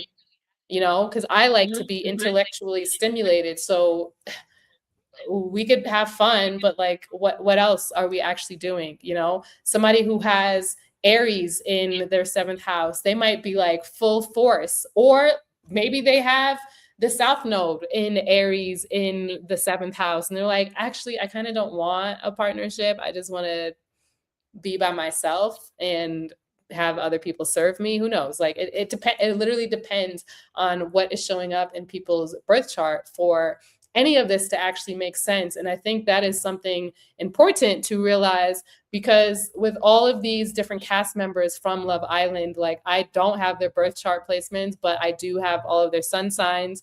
And just off the bat, like what I really loved about Zach and Bryce, for example, no, not Zach. Zach, not the right one. Zach is actually a Libra and he acts like one. But what I really loved about Carl, that man, amazing. And Bryce is that both of them were actually Gemini men. And mind you, I dated a tropical Cancer man a long time ago. And I was like, I'm never dating one of them again. And that was before pre-astrology days. Before I knew anything about my birth chart, I always felt like, I don't know. Because this specific man, he was military, he was in the Marines, he was emotional, but he also experienced a couple of wars. So PTSD was definitely showing up. But then also the way in which he would communicate would be a little weird sometimes. Not even weird. It was just, he wasn't actually dealing with his emotions. And even when I was, you know, trying to hold space for that, he was still denying it. And that would irritate the fuck out of me, because it's like, bro, the thing that you need the most is actually to talk about your experiences being at war. Like he used to sleep with a gun next to the bed. And I was like, bro, if I'm sleeping in this bed, you got to get rid of that. Because that, no, absolutely no. Right. But now looking at it from the perspective of actually now being an astrologer, studying astrology and understanding people to the best of my ability and serving people, that PTSD that he had was affecting his health as well. Again, he would deny it. He would deny so many things, but also be very angry. So it was like this buildup. And he had a gut issue. I'm forgetting what it was called in this now moment. But he actually had a gut issue. And you know, with our emotions, if we are keeping our emotions in, it causes cancer. And when that repressed energy is there, like over the years, I've also had like these epiphanies. When we're thinking about cancer, cancer is that same word that is used for the constellation and for disease. And cancer is all about the emotions. So imagine the synchronous tone in which Cancer gets to be, right? It's also related to our womb space. It is related to our family. It's related to being able to birth life into this realm. And a lot of times people don't actually deal with their emotions. They don't deal with the things that are happening. They repress it, they repress it, they repress it until those things start to show up in dis-ease. That's when people start talking about it, but sometimes it could be too late. And what I really valued about both Bryce and Carl is that they were more mature, not just because of their age, but it seemed as though, yes, they actually do have the emotional intelligence. Why? Because they're tropical Cancers and sidereal Geminis. Intelligence, Gemini. I don't care what anybody says. 99% of the Geminis that people think are Geminis are actually Taurus energy. So people don't really know what true Gemini energy is. Emotional intelligence, the ability to be able to communicate and share what is happening internally. And both of these men were always expressive in the way that they actually felt. A lot of times Bryce in these episodes, he was being like the mediator with other people because maybe somebody said something and then Bryce would be like, well, what I think they're trying to say. Like he was always that person that was like, this is what they mean. Like he was always listening. I feel like Bryce definitely at times was wanting to say something else, but he was also letting them rock, like instead of actually saying something. But that is something that you also get to develop specifically with this Cancer to Gemini energy is like a lot of times with Cancer energy, because it is related to the family, people can be taking on the emotions of their family. They could be taking on the emotions of their parents. They could be taking it on for their mother, for their father, all in the with the intention to feel safe. Because some people have had very tumultuous homes where if they've had a parent that is emotionally unwell, maybe rocky sometimes, if that parent is not feeling good in the moment, that child is going to repress and step back from actually sharing what's on their heart, what's on their mind, because they're afraid of what their parents are going to do to them. That is a little scary. And then also not being able to communicate because they're scared. It's just like such a interesting dynamic, in my opinion. And both Bryce and Carl, at least on the show, because obviously we don't know them outside of the show, but they both showed us what emotional intelligence looks like. And that was a beautiful thing, which we've been talking for like an hour. So I want to get into this post that I had posted that has blown get up. into it. Girl, get into it. Okay. Because there's a lot of like back and forth where some people are like, meh, but like that was literally the point. The point is to address these things. So let me pull up that post and read it. Okay. So I said, Carl Lee Schmidt single-handedly exposed the truth of who men can be, but choose not to be. Bryce Alakai single-handedly demonstrated how men can stay loyal in a house full of temptation, but choose to indulge. And that's why many men dislike Carl and Bryce. Mind you, I said many, because some people are like, man, not all men. I said many. Reading comprehension while Mercury is in retrograde in Gemini is very beneficial. Okay, so I said, it sounds silly, but Carl and Bryce healed something in many of us women. Their gentle acts of kindness formulated new neural pathways, reminding us women how women can be treated and deserve to be treated. No, we didn't witness their whole journey. We saw enough, though, to trust in better. As an astrologer, seer, healer, and guide, I'm obviously studying people's behaviors critically, witnessing collective patterns and the discourse online, and adding a touch of my own worldly experience. I'm realizing why men like KC and Sincere, because KC and Sincere are low effort men who won't open doors for women and will play rock, paper, scissors for a spot on the massage table. Carl's bare minimum is respect, compassion, and grace, and Bryce's bare minimum is loyalty, understanding, and connection, which exceeds the capacity of what low effort men are willing to do. There's been so much discourse where people are asking, well, what did Carl do? And when was Casey disrespectful? I'm not sorry. If you have to ask this, we're on two different timelines. We all know darkness does not like to be exposed to the light. Witnessing the rage that people have expressed proves that many men's bare minimum is rooted in misogyny, the patriarchy, and submissive religious dogma. They clearly know this and have gotten away with saying how they protect women while leading with no actions. We all have to realize they are real people who were casted for a TV show which plays up and down their character and personality. Although this is true, no one can hide who they truly are for too long, and no one forced them to say the things that they have said. The masks are off. Everyone had free will to be kind, to be gentle, a liar, a hater, a clam slammer, a prince charmer, a friend, a foe, or a cornball. Be it Love Island or Love is Blind, these shows expose men, expose women, and expose where the collective unconscious still has deep shadows. Whether the couples stay together or not, I send gratitude for their vulnerability and being the faces of the collective shadows and the collective light that reflects our lived reality.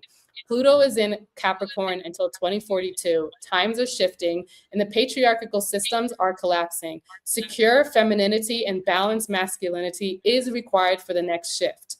As women, we have to collectively choose ourselves more than the desire to be chosen and require men to be who they are capable of being to balance the scales. As women, we have to stop pushing the patriarchy and create space and safety for men who do show up like Carl and Bryce. True masculinity isn't force, power, or strength. Healthy masculinity requires the willpower to be gentle, nurturing, giving, receiving, thoughtful, accountable, vulnerable, emotional, sensual, dignified, and principled. There's like 17.9K likes on this, 900 reposts, many shares, 400 comments. And what is interesting is the types of comments that are coming in. Because clearly, foremost, bravo, because Vera was very well articulated. Again, just for the viewers, I don't know nothing about this show except from her and my other couple friends that be watching this, okay? And I think it's very interesting that the whole real world their take on this reality show and how in relation to their own perspective perception. and what's perception and what's being shown. And I just want to give you your kudos for articulating the balance in your post, because a lot of people don't read. A lot of people do not absorb the information before they respond because they're triggered. Period. And they only want to respond. They're like selective hearing. So they respond to what they think you're trying to say. And in all respect, it is what it is. That's what social media does, and that's the time that we live in. But that is also the hindrance to our growth as a collective when it comes to how we're seeing and viewing relationships. Because if you're not willing to listen to the perspective of a woman saying, hey, we need to take ownership as women, and you need to take ownership and accountability as men, how we're interacting and what our behaviors are to get to this particular post, you need to go check your shit at the door. And with that, I yield. Yeah. Because, what are the caveats? We're not coming for the necks of men. This is not what this type of live is all about. It's an equal situation here. And we can get into the women's situation after, but just for the caveat, like, let's just that part, like, and that's the thing. That's why I say things like many men, not all men. That's why I say things where women, we need to be held accountable too. because we've 100%. quite literally accepted this behavior for a long fucking time And are perpetuating the behavior because, and like I said perpetuating earlier, it. there are women who are just like, I just want your money. I don't care about nothing else. But it's like, you know what kind of woman is that kind of woman is trash. Why are you opting in to that? That just is a reflection of you and where you are. Is it bad? No, but you No, can't complain about it. You can't be out here complaining just about it. It's pick a talking about all side. women this, all women that, all women da da da da. It's not all women. And we don't talk about all men here. We're Mm-hmm. talking about the majority of the constructs, right? The patriarchal system, but because we all live in it. That And we part. can only give our perspective as women. That part. And you know, it's interesting actually, because I didn't read all these comments. Like I literally cannot read all of the comments, but the ones that actually stay on the screen while it's flipping through, like right now I'm reading a comment. It says, sounds crazy too, but two Cancer men, Carl and Bryce, versus two Aries men, KC and Sincere, night and day almost, which is interesting because obviously I'm a sidereal astrologer, so I'm looking at it from a different perspective. KC and Sincere are both tropical Aries, but they're sidereal Pisces. And then Bryce and Carl are tropical Cancers, but sidereal Geminis. And that is actually interesting that I even picked those people to be a representation In in the what we're post. talking Yeah. about, right? Yeah. Because Hmm. essentially, if we're looking at this from like the shadow standpoint, Aries shadow sometimes is just doing things for themselves, Hmm. Very right? immature. But very immature, very much a baby of all of the zodiacs, and very much like me, me, me, me, me, what I want, what I want. Casey was oftentimes crying about the fact that nobody was behind his door. And still, honestly, when I watch that clip, I'm not going to lie, I do laugh because It's funny. that was wild crazy because definitely somebody could have been behind there, but nobody was. And he's been bitching about that throughout the whole season now because he wasn't chosen, he wasn't picked, right? With that type of energy, but then we also have Sincere, who's like, I want to taste the rainbow. He's like, just, you know, you can look at a beautiful fish and be like, wow, that's a beautiful fish, put it in the ice box. Then you see another beautiful fish and you could be like, yeah, that's a beautiful fish. And like, now you have two fishes. He's not trying to throw any fish back in the ocean. And for somebody to actually be a sidereal Pisces, I think the way that he referenced that is so funny. I don't care what anybody says. You cannot take apart Can't make that up. sidereal. You cannot deny sidereal astrology because people quite literally say the things that are on their mind that is so authentic to what their soul is specifically wanting to express. Mind you, Soul was another person that was also on this show, and he was very much into Soul soon as she got there. So it's just like Piscean energy, the two of them, both KC and Sincere, with tropical Aries to sidereal Pisces being the last zodiac, there is a need for them to actually mature and understand that, yes, you get to have all the pieces of your pie, but you have to also have compassion for other people. And I think the way that they showed up on the show was very much in the shadows of their tropical Aries placement. It was very me, myself, and what I want versus I'm here to have compassion for you, with you, and specifically with Pisces, I want to say as you, because it's very much that Piscean energy is like, I see you, I know you, we are the same. We actually do get to live this life together. And then with, yeah, Bryce and Carl, you know, just the way that they showed up, calm, cool, and collected most of the times, having those conversations. And I feel as though a lot of times with the dynamics of what people are talking about in responding with, there's some people that are just like, oh, you're delusional and you need to find God and a therapist. Like, you guys are so parasocial. Trust me, out of all the people that Funny. choose to do spiritual work, to heal, to sit in plant medicine ceremonies in the middle of the jungle and cry my eyes out and be throwing up and just willing for something better. Like, watching Love Island was the most human thing I've done in a long fucking time. That part. That part. I'm trying to tell people like this is a study. This is I literally mean, study. I'm studying for my work. for that part, because this is also talking about where the collective mind is. Mind you, I told you I had to detach. I had to literally pull out because of what, whatever I was going through. But this is the collective energy in respect to what they are qualifying as good and bad relationships, good or bad Exactly. people.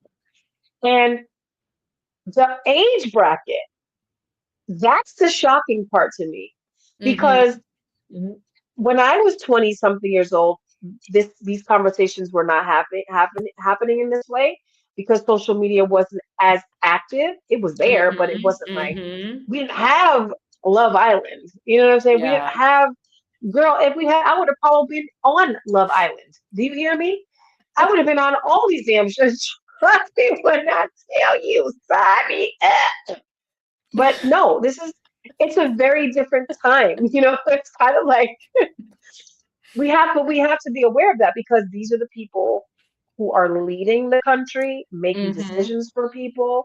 Like this is how respectfully you're going to be treating elderly people, or I just keep thinking to myself Which like, how can you be dealing with your mama in that part, which is interesting that you bring that up because some people are like, well, Casey is a nursing assistant and that shows a lot about his character. But it's like, I'm sorry, that is Not not a really. valid Not point to really. be honest, because there's still a lot of Black women that are dying in the hands of nurses and doctors. So, I'm sorry, I respect them and I think that they can be great people, but the statistics, the fact that I'll Black just people say do not this. get care in a lot of these hospitals, we have to vouch for ourselves when we are in these healing spaces. So that's through So an indoctrinated program. him being a nurse's assistant was to show that he actually has care for other people, meaning he could step out of himself and to nurture. And that's fair. That's a fair assessment. That's a But it fair doesn't always, assessment. yeah, but that doesn't always make it true for your personal relationships. Some Exactly. people And for have a your private very, life. yeah, it's very easy for people to look to other people to give because they know they're going to get an immediate reaction and self-satisfaction back by doing that particular work. It's always still self-satisfying. It's always still back to what you need, opposed to I'm doing this out of the goodness of my heart. I'm not saying that he's not. I don't know the man. And I, that two things can be true at the same time. But when 1,000. it comes to your personal preference and how you handle your emotions with someone that you claim to care about, I think respectfully that's a very different thing. Because Yeah, I'm pretty sure there are some doctors out here who buried their wives in the backyard. I'm just saying. that part. Man, know all of the things that they need to do in order to make sure that there is no evidence. So, Yeah. holy shit, there's 1,000, beyond 1,000, my bad. Holy shit, there's 1 million views on this thing. So I want to read a couple of the comments Million and views also though.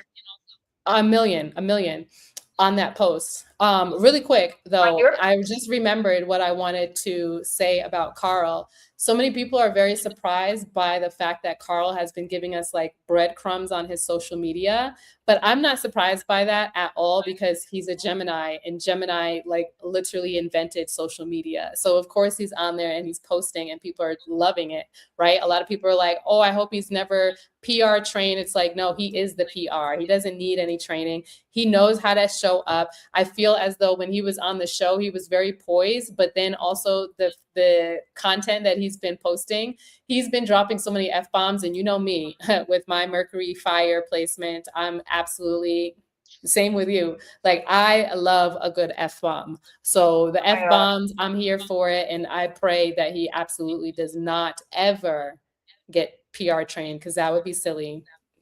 like they're people. Like that's what people are forgetting. Like they're literally just people. So like let them rock. So somebody had commented, I found my Carl last year. He completely changed my life and the way I view healthy and toxic relationships. I'm so thankful for the love, care, and support he gave me and his desire to not control, but watch me grow in what I love.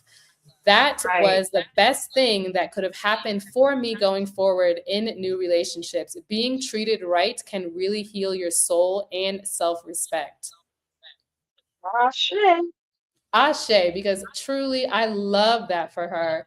And it's honestly Absolutely. sometimes like sad because it's not common, you It should know? be.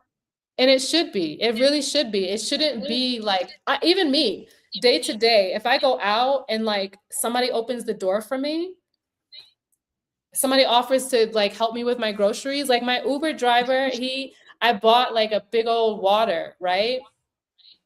And he asked if I needed help, and I'm pretty sure I might have even said like, "Oh, sure, like to the door is fine."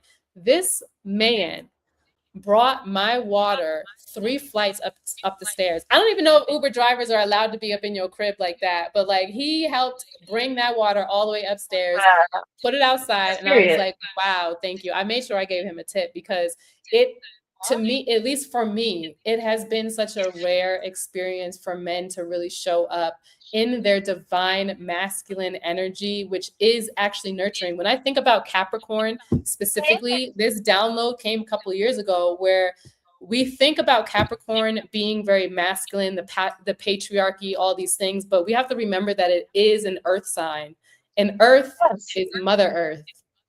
That is Yes. Pachamama. I don't know And any Capricorn male who's not like, how can nurturing. I help you? Yeah. No, Exactly. not one of them.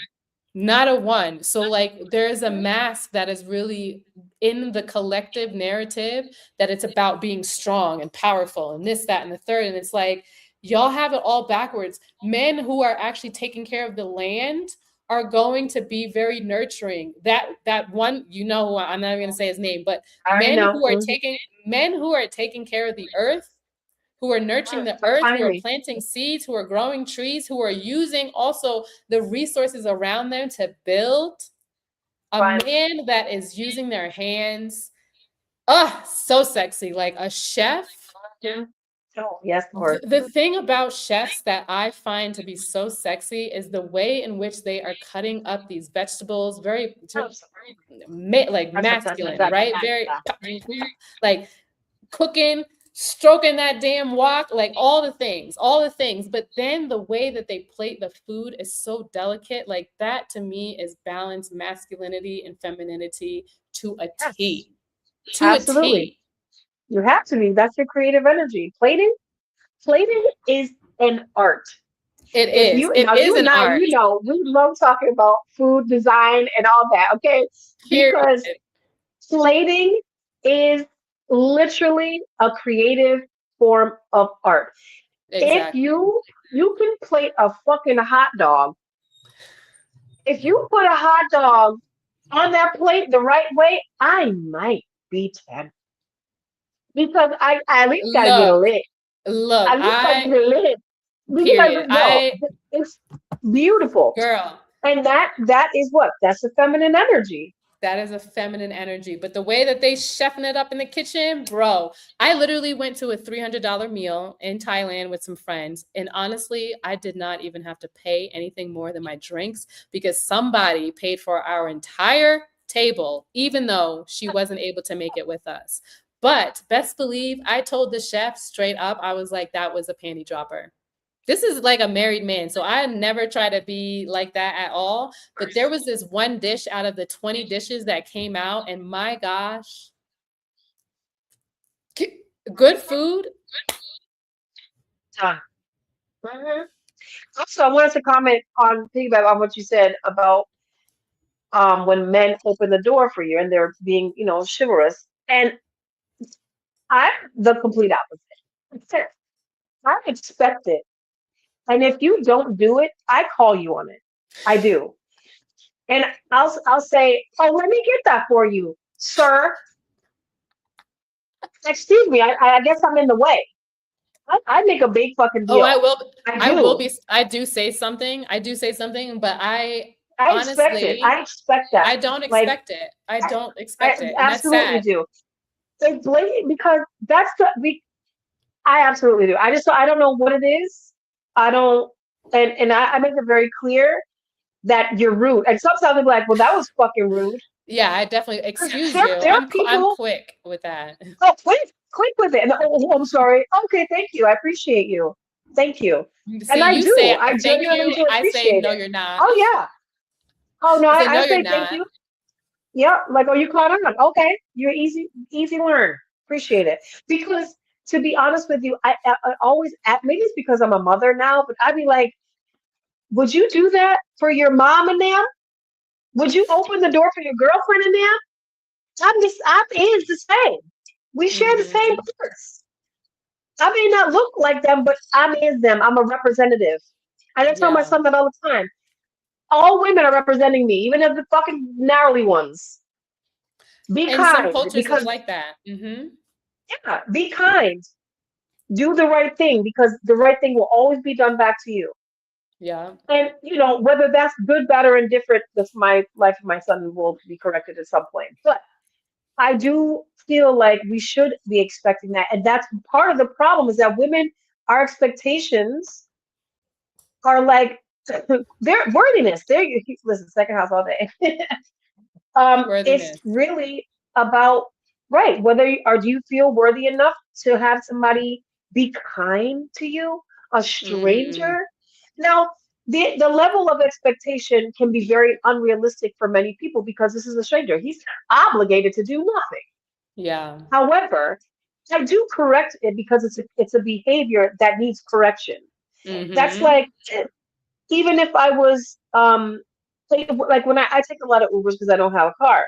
And when an Uber driver does not try see me with all these bags and they're not popping the trunk, getting their asses out the car.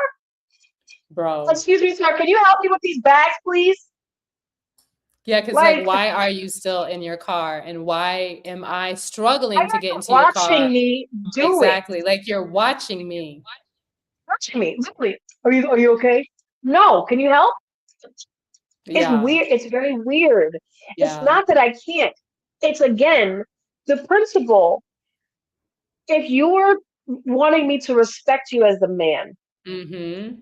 you're putting in can I do it on my own? Absolutely. Is it kind to do? Absolutely. Are you obligated? No, you're not. But Hmm. if you want me to give you the respect as a gentleman, I do expect you to do that because now I don't respect you as a gentleman. You're just another male, You're which is just fine. another We, man. we, we may not ever mix match again, and that's okay. I don't hate you. I'm not going to talk about you in a Hmm. negative light, but I am going to point out, hey, you could do better. And I don't think that it should be any different for women. I think women need to be called all the way out Period. when And it's do. appropriate. Yeah. When it's appropriate. And not from a guy who's doing the disservice and the injustice to women. I'm talking about a man who actually got his shit together, who knows how to be kind and wants to be respected equally. Like, hey, sis, look, it ain't all about that. There was a time when there were males in our lives who would step us aside, especially knowing that you don't got no father, and be like, listen, I want to tell you something. When these boys out here do this and the third, they're not saying that that's not them saying that they love you. That's not love. Exactly. Hmm. Like we don't, It, well, who are we doing that? Pookie and them? it, Pookie and them? no, and that's the problem. I often say a lot of times with that's one of the biggest issues I actually have sometimes with male dynamics because there have been times, especially let's go back to when I was in Bali, and there would be men that were interested in me, but I wasn't really interested Right. in them. And then their boy would also be trying to defend their friend, and they would get into arguments and debates. And these men would be, I mean, literally with let's say five, six of my friends were all beautiful. They would literally be trying to hit on every single one of us in a group dynamic. But then when shit actually does hit the fan, when something happens, somebody does something to somebody else, there's not enough men that are actually saying something to their boys. They're always like, oh, well, he doesn't treat me like that. Oh, he's never done that to me, because you're a fucking dude. Of course not. And the fact that you allow that to continue to happen just because it hasn't happened to you, that's like the cop saying, well, we didn't see it happen, so it must not be true. That's like somebody getting raped and then somebody saying, well, I wasn't there, so like, can we really believe you? Like, what kind of consciousness is allowing that type of dynamic to be at the forefront? Like, not enough men are saying something to their boys, and that's the fucking issue. It's an issue. It's one of the issues to me, because that is perpetuating these different dynamics, because you're not seeing it as something that that boy really should not be doing. You're kind of validating it. It's like locker room speak, right? Where the boys are like, oh, he's just the boy. Oh, he's just this. No, nah, we have to do better. And a lot of times I feel as though, even watching back some of the episode of, like, After Sun, seeing the clips where, now Carl has been voted off, and all of the boys who have been voted off go back to a different villa, whatever, to just like talk or whatever. And while they were in there, there was one of the guys that was immediately bringing up Trinity, wanting to say something about her and like some of the other girls and how they were debating and whatnot. But it was Carl that was actually like, no, but we can't, they're actually sticking up for their friend, and we can't vilify them for any of that. And he even mentioned it was KC. Like, we have to hold the men accountable, and not enough men actually step up to hold each other accountable. And I think that I don't know, the men need to do better about that, because that's why, generally speaking, we don't feel safe walking at night. Like, just because it was one dude doesn't mean it's all of you, but there's enough of you for it to be a fucking pattern that we all experience all around the world. All around the world.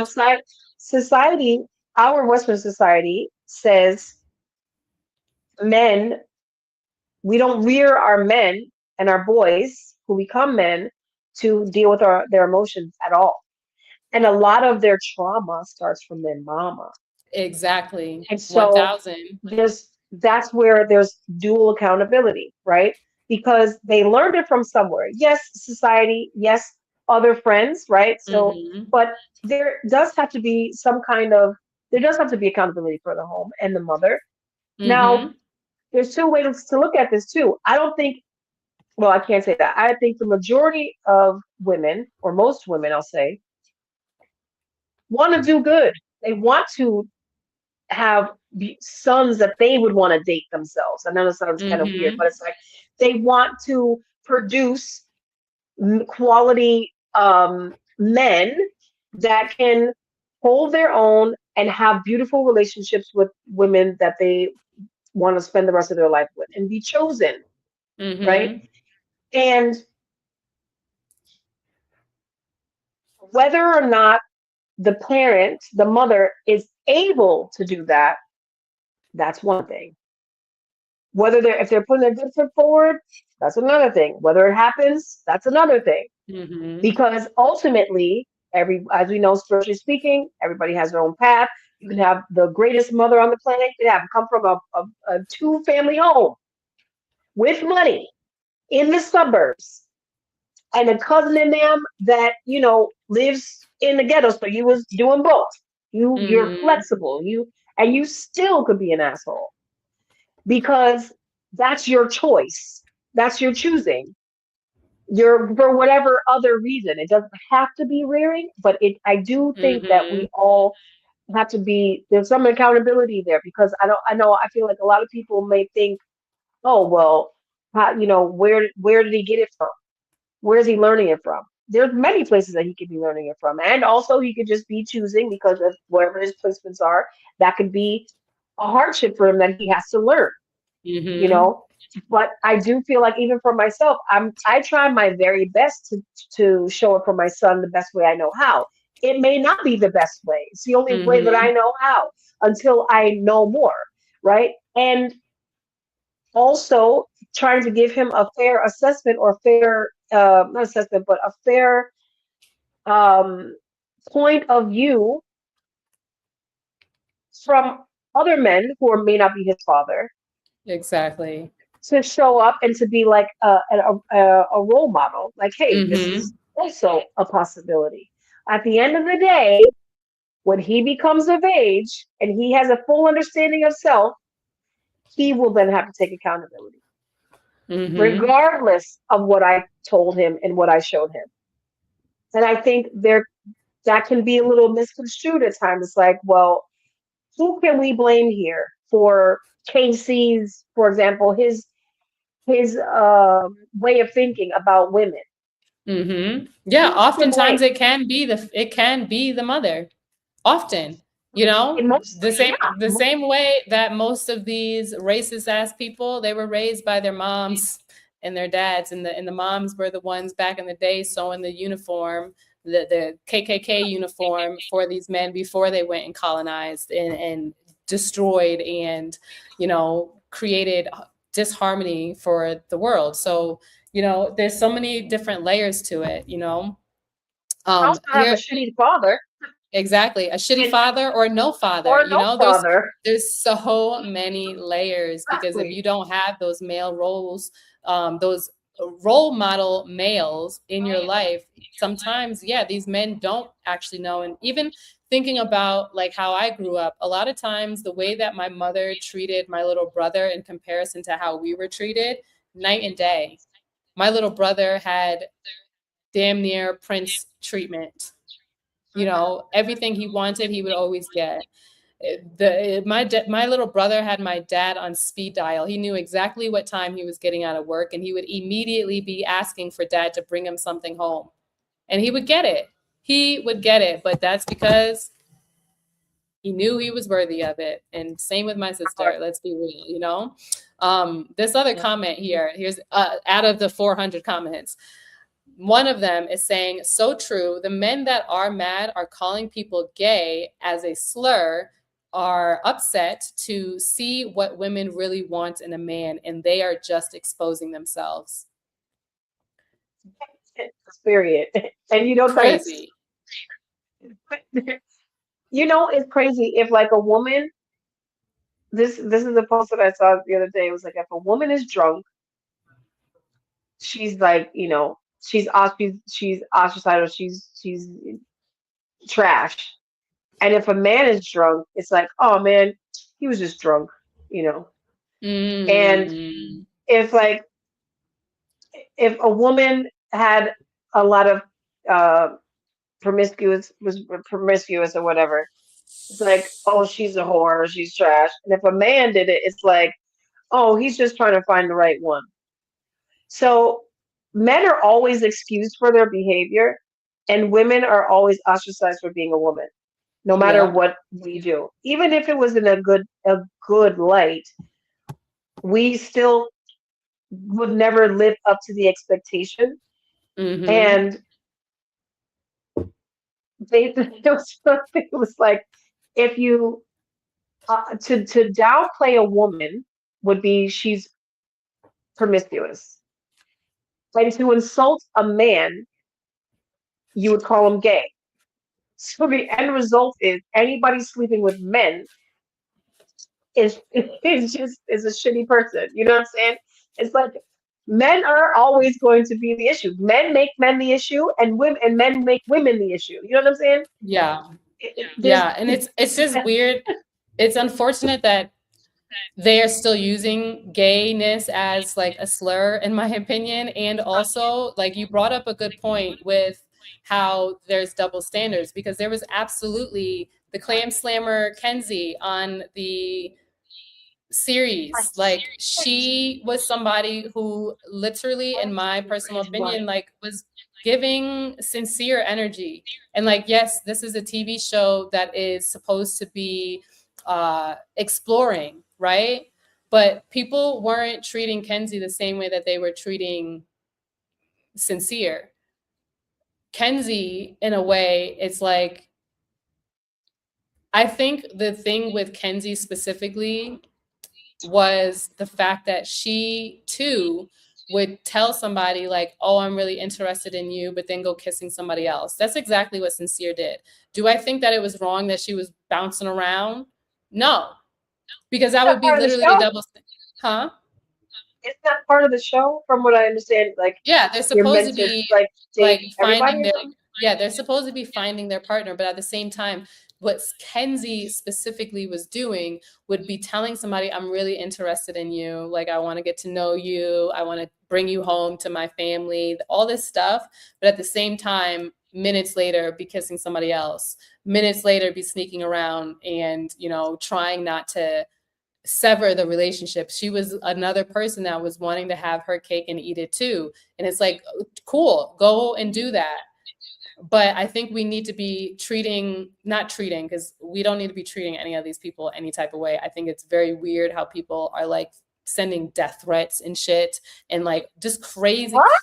crazy stuff over this cast. It's very weird. This part of the parasocial dynamic is, I don't fucking get it. But people are literally like taking specific standards and only addressing it on one side versus the other side.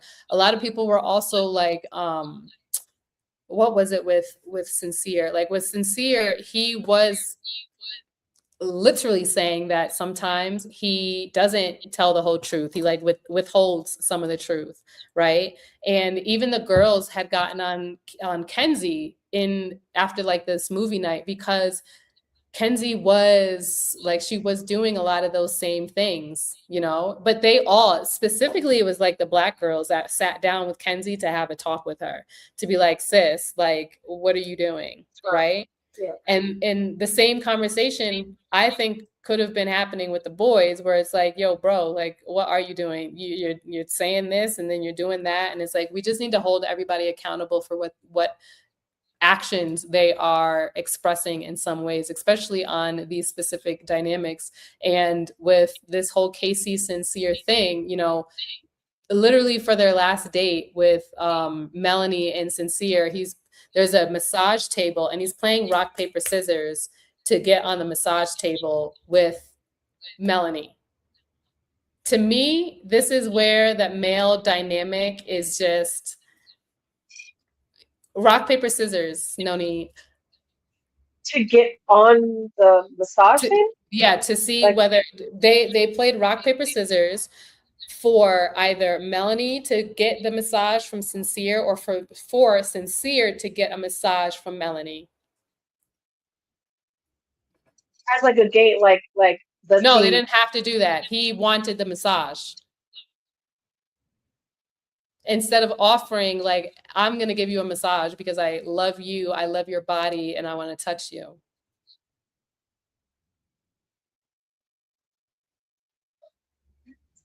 Rock, paper, scissors on their date. So to me, it's like, I don't think I've ever been in a situation where, if given the opportunity, a man would lay his ass on the table instead of me on the table to touch me. Do you understand what I'm saying? Absolutely. That was a thing actually for me in high school, because my first boyfriend used to want massages and I would give it to him and then he would fucking fall asleep and then I would not get a massage. So moving forward, no joke, when we're talking about worthiness, clearly I did not feel worthy back then, because after I learned those lessons with him always going to sleep, like in the next relationship, if there was ever a time like we need to exchange massages, I was getting my massage first. Because the other thing is, I would fall asleep. Exactly. See you tomorrow. Tuck me in. Tuck me in. Thank you. Good night.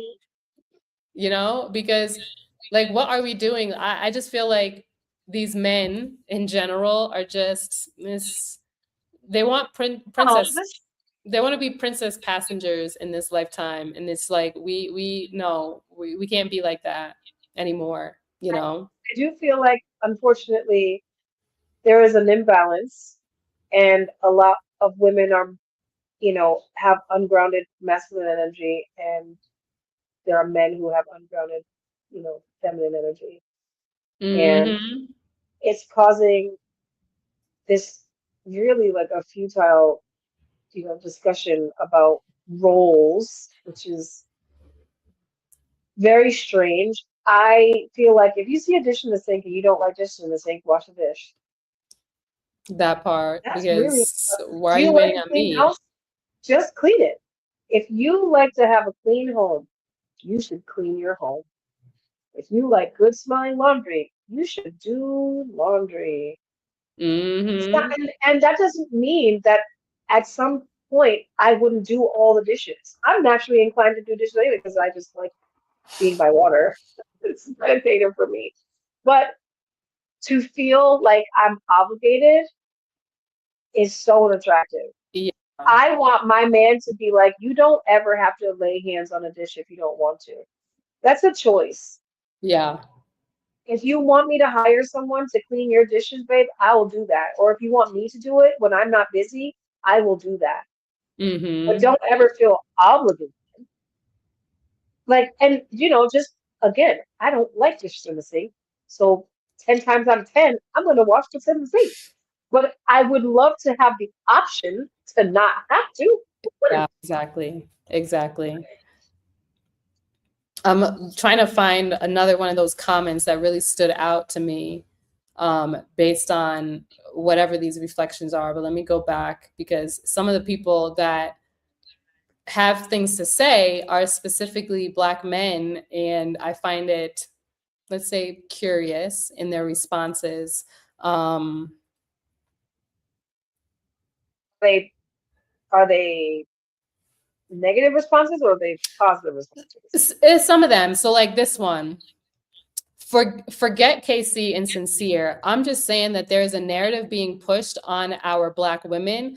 The optics prove it. 4 Black women in the finals and 3 white men as their heroes, and Sincere still around to remind the world who the villain is. I'm just saying we have to open up our eyes. Men like Malcolm X show women and men what a leader of a family should be, not some lustful game contestants. You're in the wrong comment section, sir. This has, first of all, contextually speaking, this is a game show. Number two, he was not the pinnacle of successful marital bliss. Relationships. Malcolm What X. in the holy hell are we really talking about? Again, let's talk about the time period. Did she have an option? And not only that, she was under a religious doctrine. So you're already basing your theory on people who do not believe in equality for women. If you are following any religious doctrine, you do not believe that women should have equal rights. Period. I don't give Period. a fuck Period. what religion it is. That one in particular, been there, done that. Oppression. Okay. Period. So are you basing that individual basing any? First of all, it's a TV show. Chill out. Secondly, Malcolm X is not the pinnacle of successful relationships, and having any colored bias towards this particular TV show is very strange to me because, from my understanding, there were Black women, Black men, Asian men. I don't know if there were any Asian women, but White Black men, white women. Like there was a full spread range. Mm-hmm. of people, and I don't think that's the premise of the TV show. I could see if it was like, oh, this is a Black TV show, and a white man came in Mm-hmm. and conquered the Black woman. That's not, or vice versa. This wasn't that. This wasn't that kind of platform. And not Yeah. only that, it's just very telling about where these Black men on this show were. Again, the emotional intelligence level, not there. Not there. And based on what you've described as the characteristics of Carl and Bryce. the other guy, Bryce, lends itself to more emotional intelligence readily available and seen on TV because they could be monsters at home. We don't know that. We don't know that. But what they've shown on their face on TV, whether they were selected for this or not, that's what they were showing. And that's all we're really going off of, and that's all we can go off of. Exactly. What I can say that I have seen and have personal lived experience from is that the majority of men, like I said before, want to have women from the 50s in 2026. We're not And doing women have no option because the men we're looking for don't exist or are extremely rare. 1%, And that's 0.01%. and that's the point, is like the rarity of how they showed up was an example of what women have been missing for a very long time. Like that's the point. It's like it's rare to actually see a good guy in any of these TV shows that is relating to dating. Like Right. that's the unfortunate part. And then for it to be a narrative of like, oh, they're spinning it for like the Black women and making the Black men or whomever look bad. It's like, again, no one was forced to say the things that they said. No one was forced to act in the way that they were acting. It's like it's cookie cutter sometimes, the way in which, like some of the men, the way that they acted is most likely kind of what we expected, just generally speaking. In a group dynamic, I know exactly who I'd be going after or who I would be expecting coming after me versus who would not be. And Casey would be like one of the cornballs that I would see in the Bali streets that are trying to holler, but also trying to holler at all the other friends that are right there because they just want to be chosen or be hooked up with somebody. It didn't matter who. Long as it was a beautiful woman, that's all that they would care about. And that's the unfortunate thing. Sometimes I expect men, it doesn't matter what race, what I would expect men to be acting in a certain way sometimes, depending, because they're very simple. Men are simple. They're simple. And I think if Sincere was actually sincere, it'd be different. But he wasn't sincere. He's like, I want to be able to try this ice cream and that ice cream, this fish and that fish. And it's like, okay, Dr. Seuss, go be Dr. Seuss, but at least be honest. Yeah, sounds like he was playing the game Exactly. to his advantage because the game is but he was lying. That's the point. It's just that he was lying. Okay. That was the issue, is that he would say, oh, I'm only interested in you, but then be kissing up on Soul for an hour and a half.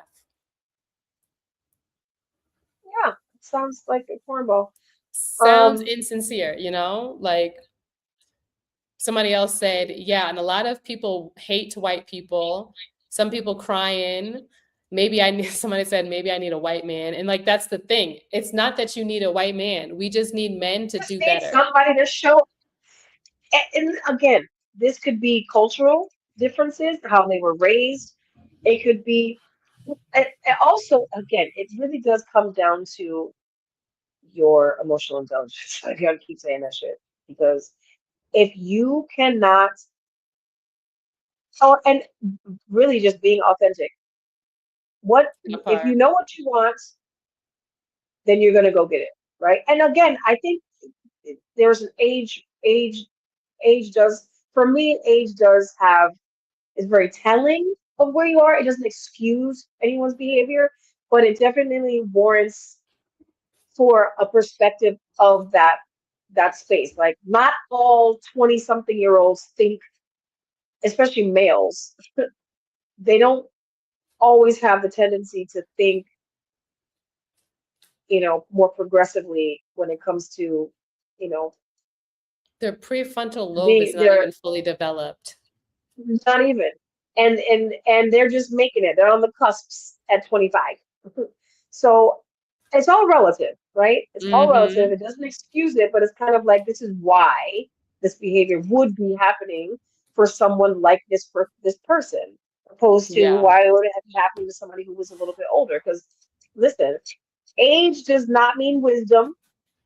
And so that narrative doesn't speak to life either. But it's like if you have enough lived with experience and you have done your work and you know what you want and you know how to provide and you're kind and all that stuff, then you're going to treat the people in front of you the way you want to be treated. Exactly. And that's on period, you know. Patriarchy This bullshit. that part. This other guy, he said, "We didn't watch the same Love Island, and that's okay. Women constantly coming on social media to berate men. We don't even know these people in real life and how they have real conversations. And y'all over here talking about how it's this and that. Like your word is the word. You watched all of this and said you watch behaviors closely and failed to acknowledge the women behavior in this show. Disingenuous and disgusting." So right, this is like I was saying earlier. This has nothing to do with women not taking accountability. And I Exactly. think when people actually read your post, I I didn't see where you did not suggest that women needed to be accountable as well. I thought you were very inclusionary when it came down to both parties involved need. In this And even the dynamic. entire live, like this is not excluding women. It's not, because literally we At are, the the patriarchy started with the men. Then women perpetuate the patriarchy because that's what they have Still been do used to doing and comfortable with it and love it. and And love it will love because it they're pick down more me's than men. sometimes. Exactly. I've Love them been down. there. I know what it is like because I've literally been there. You could not tell, man, I would curse a woman out in a heartbeat. Like, you don't know nothing about men. That's why you lonely and da da da. And meanwhile, I'm I'm miserable. TT. Okay? Miserable. Thinking I'm living the best life because my man rubs my feet every night. Because my man will give me opens my doors. Because my man don't let me bring the packages in. So two things can be true at the same time. I can Mm-hmm. have all of those niceties and the things that I expect, but did I feel, was I still treated like less than? 1,000%. 1,000%. There Mm-hmm. was still mental and verbal abuse daily. And the list goes on. But the point I'm making is this has nothing to do with women not taking accountability. I took accountability and got the fuck out of that relationship. Yeah. I'm not here man bashing because that's silly. I created one, number one, and I happen to love men a lot. And I want for a understanding and a Yeah. level of respect and equality. Why wouldn't I? I'm a woman. Like it's like if you speak up to one thing, they find a way to put, flip it and make it like Exactly. That's you're the narc reason for it. behavior, in my Yeah. opinion. And then Narc, yeah, they'll you even know? they'll bring out the Bible too. Like, Yeah, God, and I hate well, in it. The Bible says, I'm sorry, we're done. Conversation closed. Conversation is closed. You We know, can't because we can no longer talk. exactly, because we're not It's having the not same man conversation. bashing. And if you're I'm sorry, go ahead. Yeah, it's like we can't have the same conversation if your standards are the Bible that was built on the patriarchy and making sure that men rule or control women and other people. Yep. And if you're triggered by any of that comment, or the post it at all, it's because you still hate women. I don't care what to say. You still hate yourself Exactly. and you still hate women. The majority of men are out. I don't say the majority, but there's a lot of men who really hate women. They won't ever admit Exactly. that, but like you would rather treat your dog better than you would treat your relationship. That is very telling. Yeah, Like, I'm so glad you brought that up because I actually feel as though I kind of lost a friend to something similar to this, where it's like we were watching a racing game and there was a guy who essentially has a pet, a dog, And I was asking, oh, do they have like a partner? And they're like, no, they just have a dog because they focus on their racing. And at the end of the race, he basically lost. And I was like, well, at least he has his dog. And then my friend's partner was like, you just emasculated his whole entire career. And it's like, what are you talking about? I'm just saying, at least he has his dog. Because a lot of times in that whole conversation was kind of where I was like, it's interesting that guys will prefer to have a pet versus having a partner. And they will give that pet so much love. And then the friend and the partner were saying, well, that's because women aren't capable of loving unconditionally like a dog. And like, I'm sorry, I don't believe that either. But I also feel as though in order for people to be in a relationship, you do have to have some vulnerability. And I think too many times people are afraid of being vulnerable in a relationship in order for somebody to truly have the opportunity to show up and love you unconditionally. And also to love anybody conditionally or unconditionally is still with conditions. So either you love people or you don't love people. But to say that specific thing, you know, a lot of times I would even I would watch how men would treat their pets and then also treat me or treat other people, where it's like, I can see that men have the capability of being nurturing and of being caring, of being giving and doing all these things. And I watch them specifically through their pet doing these things, where when people are like, oh, men just don't do that. No, because watch how they are with their pet. Watch how they are. They show up for that pet. They make sure that pet is fed. They make sure that pet is walked. They make sure that that pet is cared for, completely protected. So to say that men just don't naturally have the caring capabilities is a facade. They do. And there are single fathers. Yeah, there's single fathers, and there's been so many people that have shown up in a way that's very caring and giving. But it's unfortunate that sometimes women don't naturally see that for a relationship. Hi, Shamik. Hi, welcome. Shamik. How are you? Let me get these cards off the floor.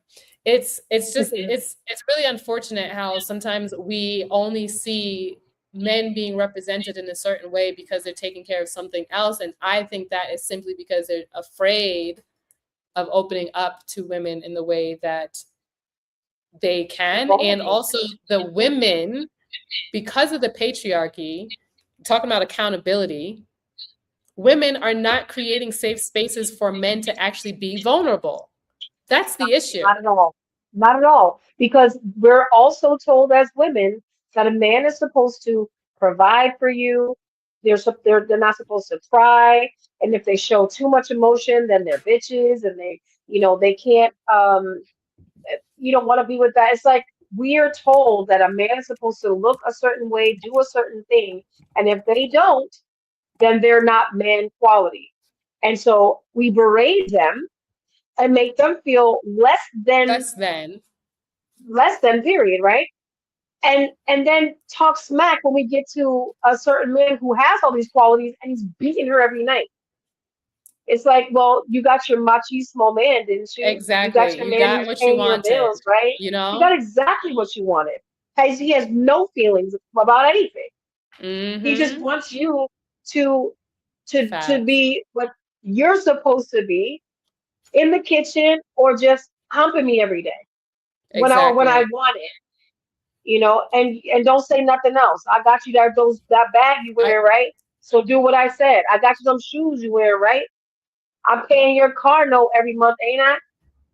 Yeah, and that's what y'all want. That's crazy. Yeah. And that's crazy. Like essentially dangling a carrot over somebody's head as part of the relationship dynamic is really unfortunate. And also there was something I wanted to say in relation to where women need to be held accountable too, is that within the patriarchy, men first told each other that they cannot cry, but then also women perpetuate the same fucking thing. It's like when a man cries, oh, he's a simp, oh, he's this is that. And it's just like, oh my gosh, like you are literally the problem. Men get to have emotions too. and a lot of men have these emotions, but sometimes because they have been told that they are not allowed to cry, they end up expressing their emotions with rage, with anger, with force, with. So which side do you want? Do you want a man that's actually nurturing, or do you want a man that's going to express his anger by physically hurting somebody? Emotions physically, and it doesn't even have to be them hitting you. But he could be one of those. You ever see one of those guys that's like ready to fight no matter where they go, so they're always in jail or they're always getting caught up. I'm just saying, the Marines that I was living with, that partner and his brother and the other Marine, like the other one he was pretty chill. But at any given moment, some of these people going out to the club or to the bar was crazy, because they literally walk around like, you owe me in a way, because I fought for the country, so you should respect me. Yes. And it was like, whoa, like this is fucking scary. I don't know about y'all, but like I also come from a military family, so I understand the respect, but y'all are ready to fight. And mind you, at that time, the dude that I was dating wanted to also be a cop. And you know how I feel about cops, like abso-fucking-lutely not. Because y'all have an issue with everybody and you prefer to be a bully. But at the same time, I do want to allow you to cry. Like the amount of men that I have guided through relationship dynamics that have cried in front of me, they have always said, like, you are a safe space. And I don't even necessarily care for them to have to say that. It should just be willed. Women should just be able to hold space for man. If a man is not capable of opening up and being vulnerable, it's because you are not a safe space. It's not something that you have to say either. I'm not ever going to sit here and be like, oh, I'm a safe space for men. That's just what men have told me, because I'm not judging them. I'm holding them in the space that they need to be in, because I think that too often part of the issues in this world is because men have been told they're not allowed to cry, and that emotion it is a cancer. It's a cancer. It creates cancer. And it's unfortunate because, yeah, that's why sometimes they express it in such a different dynamic than what we do. For when men say, oh, she's too emotional. Matter of fact, Casey in the After Sun said that Anaya was very fragile. And the first thing that went through my mind is like, one, that is narcissistic coding to call a female fragile. But then also, if you're a nurse assistant, are you calling your patients fragile? Because what's the difference? Somebody who's actually just got emotions, but mind you, she opened up like a fucking flower with Carl. Casey was calling her a grandma. Casey was calling her a grandma. But if the masculine is not also holding space for a female to feel safe enough to open up, sure, they're a grandma. 1,000%. 1,000%. A masculine, I want to say that, but a male or man who is balanced, undershored, will make you do anything without even asking, because we naturally fall in line. And this is where the Bible thumpers be like, you're supposed to obey, blah, blah, blah, and submit. We do that naturally. We don't need a scripture. We don't need to be told. If you are if you bring that out in us, I'll just say that, then you are going to get that and above. Because now I'm looking for other people for us. Okay. Oh, you like, what do you want? I'm yours forever. If you make me melt, for sure. But if you're making me feel like something's wrong with me and I'm only good for one thing, feeding you and humping you, that's it's so clear too. It's like, yeah. And it was clear. It was clear with KC in the way that he was communicating sometimes with Naya, where, bro, like, bro, if you call me bro, you don't fucking like me, bro. Like, are we playing basketball? Are we hooping or what? I've even had one of my best friends at the time, like I'll just keep it at that. But one time he called me bro and like, oh, you like my, are you serious? Oh, you like one of And the you call me fellas? Are bro? you, you're calling me bro? Like that pissed me Immediate. all the way off, like all the way off. Cause it's like, it's just disrespectful. Completely. That's how you know they don't like you. You will know if a male is genuine.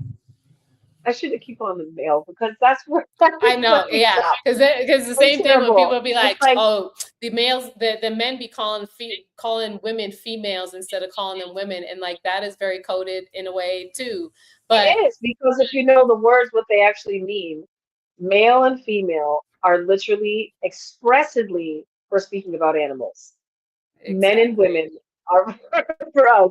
So, and it's just like, um, so I don't mean to disrespect any men, but I will say, well, not but, and also you can tell if a man has interest in you, genuine interest in you, because he's going to show it through his actions and not his words.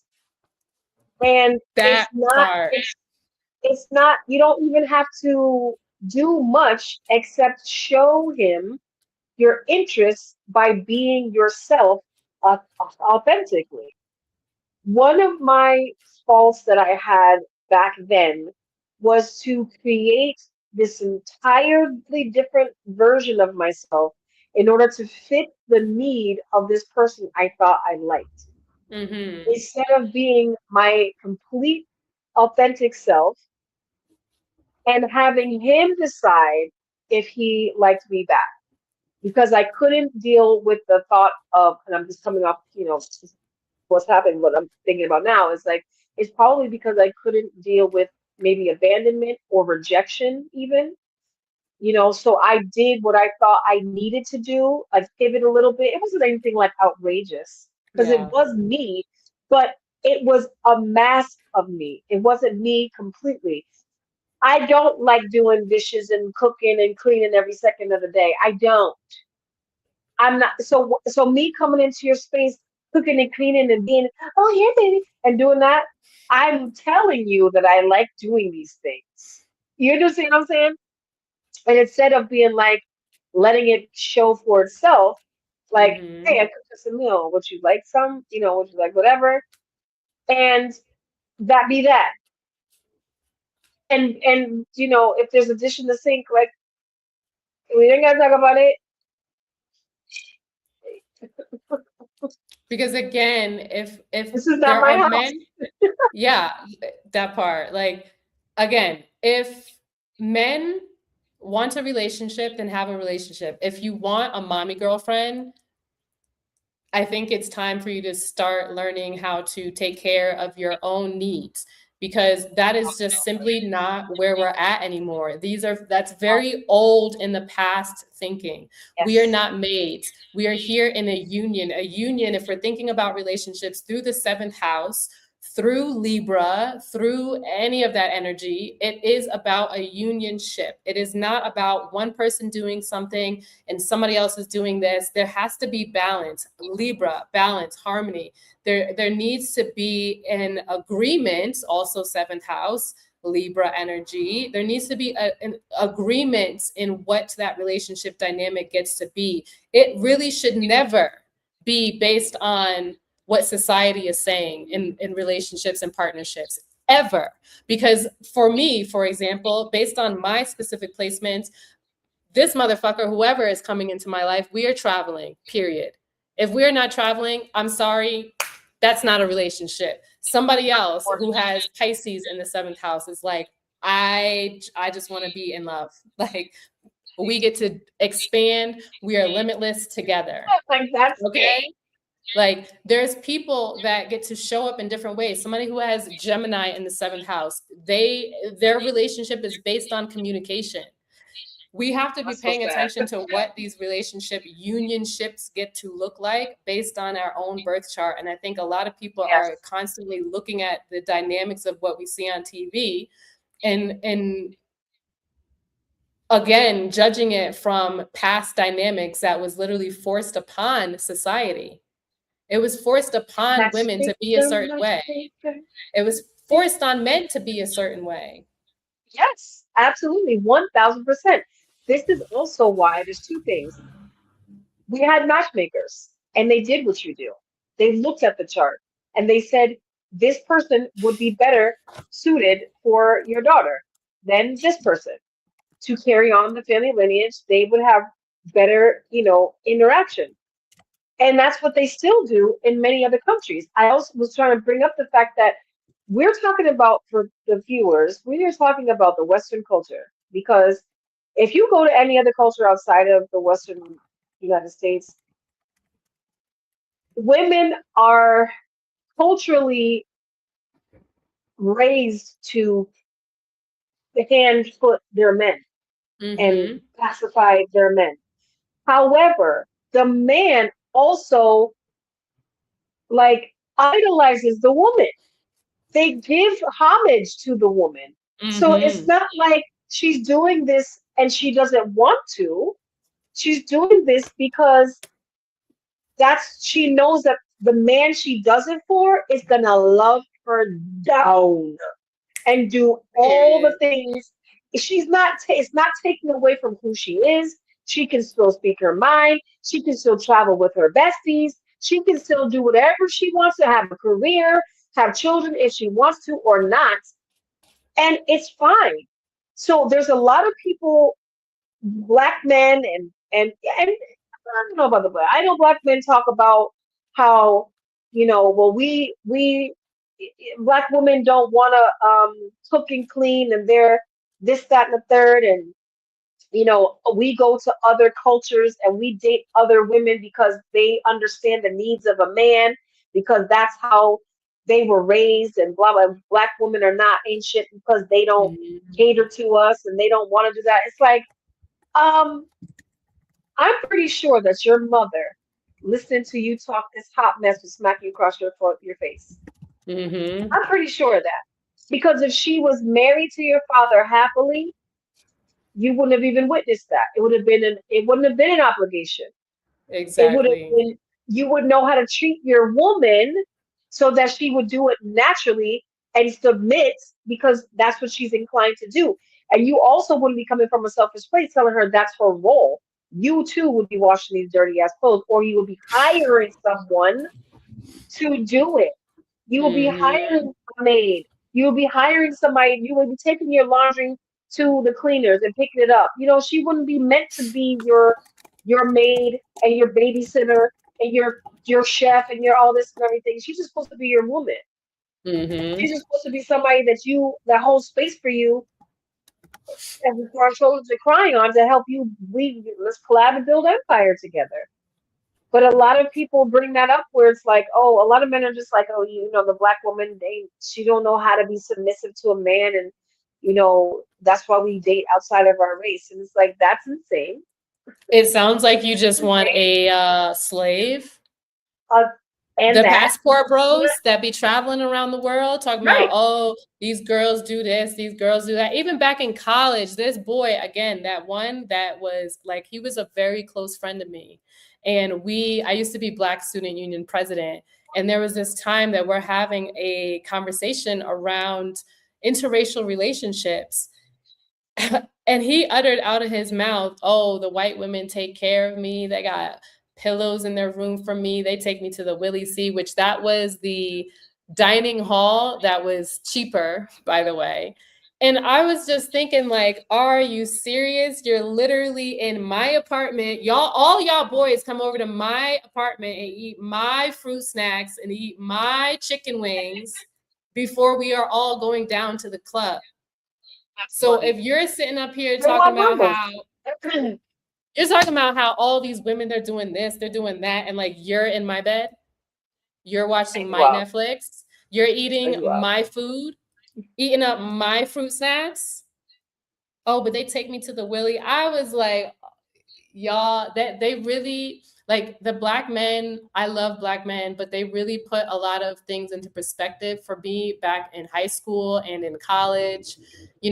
Sometimes they would be the type to like they would act like they don't really like me, but then they see somebody else interested in me, and now we're downtown. They're like, "Oh, you looking cute." I told one of them, I said, "Don't act like you like me in public, because what are you doing? Mhm, How mhm, come it takes somebody else to be in our face for you to actually show that you have feelings? mhm. Why are You know you what is watching me at the club? Like, I don't understand." Because you had all this time. You could have said something when we were on the basketball court, because I've definitely picked up a partner that way. He was my second boyfriend, okay? It reminds me of guys who would like eat their favorite sandwich. Let me say, this was actually told to me by a man I dated for damn near 13 years. He was the Gemini that was a Cancer tropically. Okay. He said to me, I don't know what it is about you. And mind you, we had just started dating. We were barely dating. Okay. Uh-huh. We were doing other things, but he was coming over all the time. Okay. He was like, I don't know what it is about you. I cannot put my finger on it. I don't know why. I cannot leave you alone. You are like my favorite sandwich that I put in the back of the refrigerator and would be pissed if somebody had the audacity to eat my half a sandwich. But I would not eat it. I'd rather it would probably spoil in the back. But I don't want nobody else to have it. At Literally that that. moment, at that moment, I was what, 20, I was 20, 22, maybe 22, I think, 21, 22, 22. At that moment, my first spirit say, I heard it. I knew he was not for me, and I did it anyway. First thing he did when he ever came to my house, first time he came to my house was stick his tongue in my throat, and I was like, that was disgusting. He brought Disgusting. me, he brought me a mango and a water, 2 bottles of water, and I was like, oh, that's nice. You came bearing gifts, like he understood, and he never came to my house without something. Whatever it was, it had to be something small. But the first time he did that, I was like, "There's no way in God's green that I would ever be with this person." He was talking about himself the whole time. Didn't give two shits about what I was doing. Didn't listen to nothing. And I was like, "You are not even here anymore."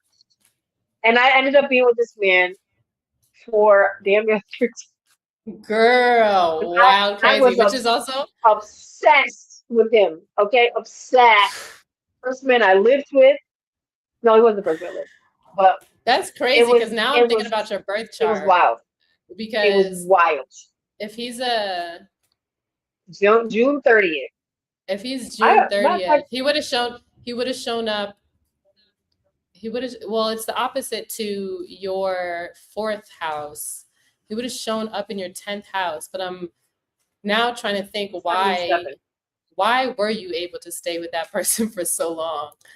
Girl, it was I'm a really looking. depression I'm. Let me look at your birth chart real because quick, I because actually that opposition is very interesting. Oh, June 30th.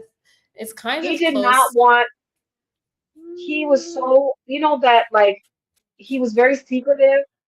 Like he always wanted me to believe one thing, but it was like another. He was very he was one of those types of people that he knew everybody, could not walk down the street without him talking. That makes And sense. that's the Gemini. Now it makes sense Yeah, because he will well, it's spend also where your hours. Gemini is, because it's very much public eye. But even though that's Yes. not his specific chart placement, that's how he showed up in your specific life. But I'm still looking at your chart and trying to understand where part of that dynamic. Oh, maybe I should look at your tropical chart, and that might give me some answers actually. Because from this angle, I don't think you would. Obviously, you wouldn't be riding like that anymore, and they No. wouldn't be coming into your life in that way. I don't think, because He, of. every year, once a year, we met in the same spot. And I was like, I Oh, worked with it's him twice. It was okay. weird. We just kept meeting each other. You know what's So actually strange. interesting? Now I'm looking at your chart and following the lines and the pattern. who you would be attracting is also specifically in your third house. So like social spaces, but it's near your IC. So there is probably some kind of comfortability or something, some kind of dynamic that's also coming from the past, like very familiar because of where No. Gemini is and where your Sagittarius is sitting in opposition in your chart, where maybe he was somebody that was, what I want to say, somebody who was, maybe you could have good conversations, expansive conversations with him, and that might have felt like at home. Does that make sense, or does that resonate in a way? Yeah, we talked, we laughed a lot. He was a comedian, I was always the Oh first my to crack gosh. jokes. Okay, that makes sense. I mean, the third house, Gemini, it's third house with the Gemini because that rules Gemini, but then Gemini at the top. Okay, comedian. Interesting. Yeah. Yes. But see, again, he had aspirations. He was on a TV show. Like this was back when, oh my God, The Real World. Remember you may not even remember that show. The I do. first, I do know the real world. yes, that was like the first reality TV show. So he was on this like offspring or offshoot show in Boston, Hmm. and he was destined to. He was like, "I'm going to California to Oh, become a star," and blah blah blah. And I was like, "Okay, But he competed with me all the time. I'm gonna get his. I know I have his information. Time with her. I know I do. I know I have his information somewhere. I'm very curious to see the why I alignment. was when I tell you I was so his pheromones, like I would like literally sleep in his armpit. I craved his scent. It was just That's like I was like crazy. I think this it person was made you feel at wild. home or something in some way because But he was such an oh, asshole to me, girl. yeah, He was like other than that, so like I don't mean. know how that would have been an immediate. Of course, I got to look at the whole birth chart Communist. of somebody else, but I think yeah, you could have. It could have been that dynamic that is yeah at home, but there's relativity there because Oh, I you love are that. also somebody that has this Gemini placement, your Black Moon Lilith specifically as a Gemini, so it's almost like you were seeing parts of yourself probably through this person but not ready to Yeah. actually stand in the limelight like this person. Well, this is when I joined my band. So he Mm, actually like he he catapulted taught me you. how to he taught me how to dress. He was like out there, and Mm, we would buy each other clothes. Like we were all into fashion. But we were the type of people that people would think we were celebrities. I promise you, mm. people would ask to take pictures of us. That makes We just was like, sense. yeah, of course. Like it was very mirrored. And he taught me a lot about being, like I just felt so dope with him. You know what I'm saying? I felt like, yo, you can't tell me, you can't tell me nothing.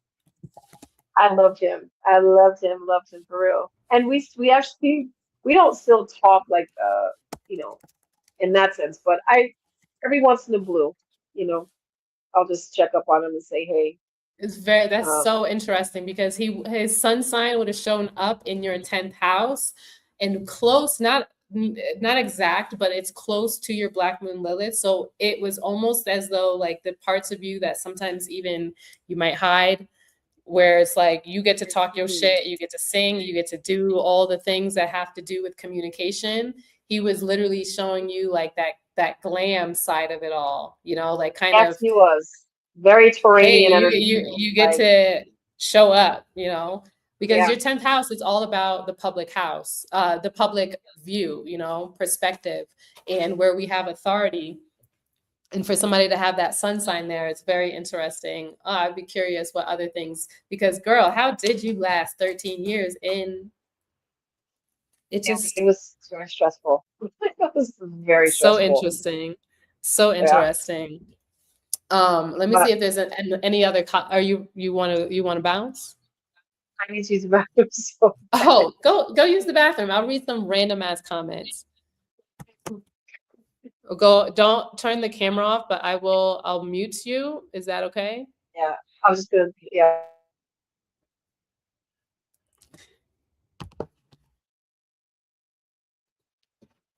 Okay. Let me see what other comments out here.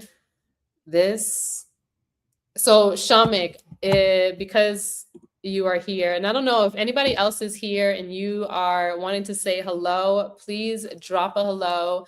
Drop your birthday in the chat if you would like to know what your true zodiac sign is while we take this mini break.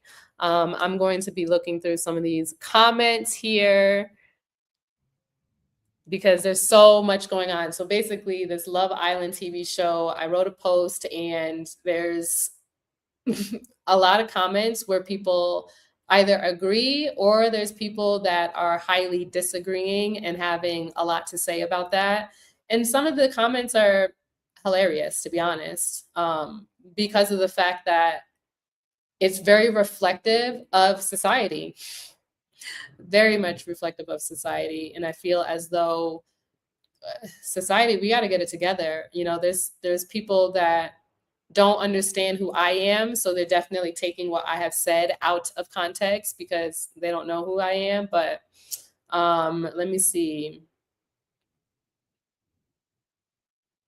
Let's see. Somebody said, and they fly in the face of toxic and false narratives about masculinity. They're conveniently attractive, high sought after, and still do traditionally manly things while naturally embracing and respecting the divine feminine.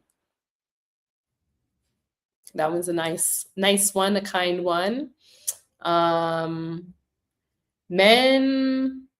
Men are really hating on Love Island and the women who watch it this season, and I don't think that's a coincidence.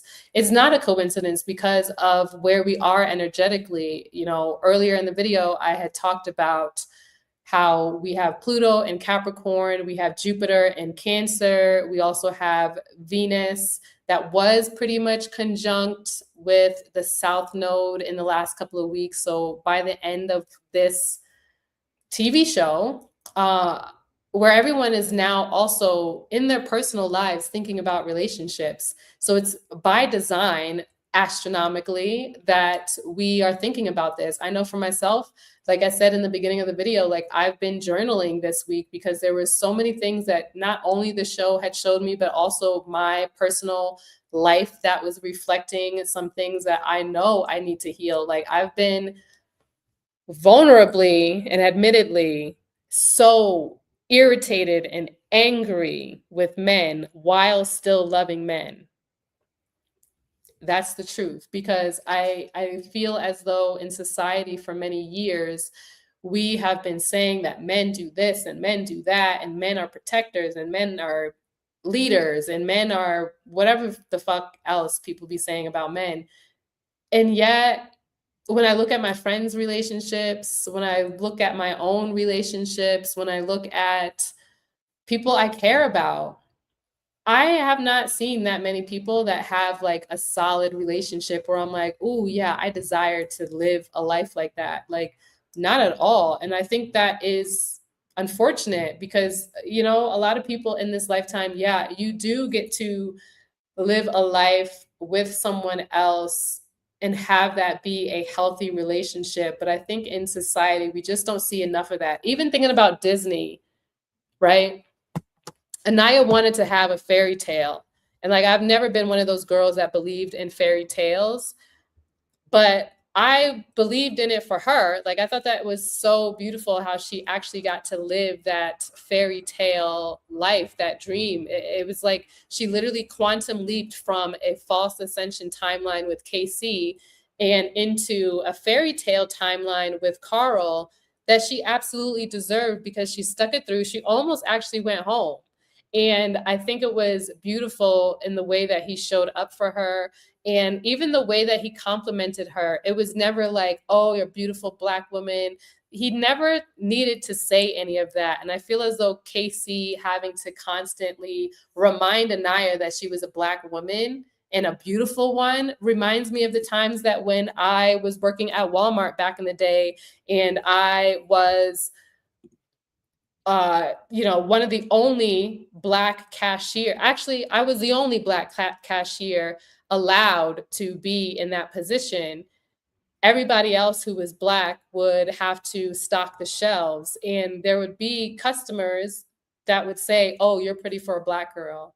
It's like, Casey, if you actually just believe that she was a beautiful girl, I don't think you needed to say that she's, when I think of a Black woman, I think of you, and say all this shit that doesn't really hold weight when after the fact you're talking shit about her behind her back. And also, is TT also that person who you think of when you see a Black woman? Like, Black women are not a monolith. And when Carl, for example, would say, like, you have very natural beauty, he's not saying you have natural Black beauty. Like, weird. It's weird. You could see the difference in somebody that's just being genuine and authentic, because he wasn't saying any of that to TT, actually. He wasn't saying you're a beautiful Black woman.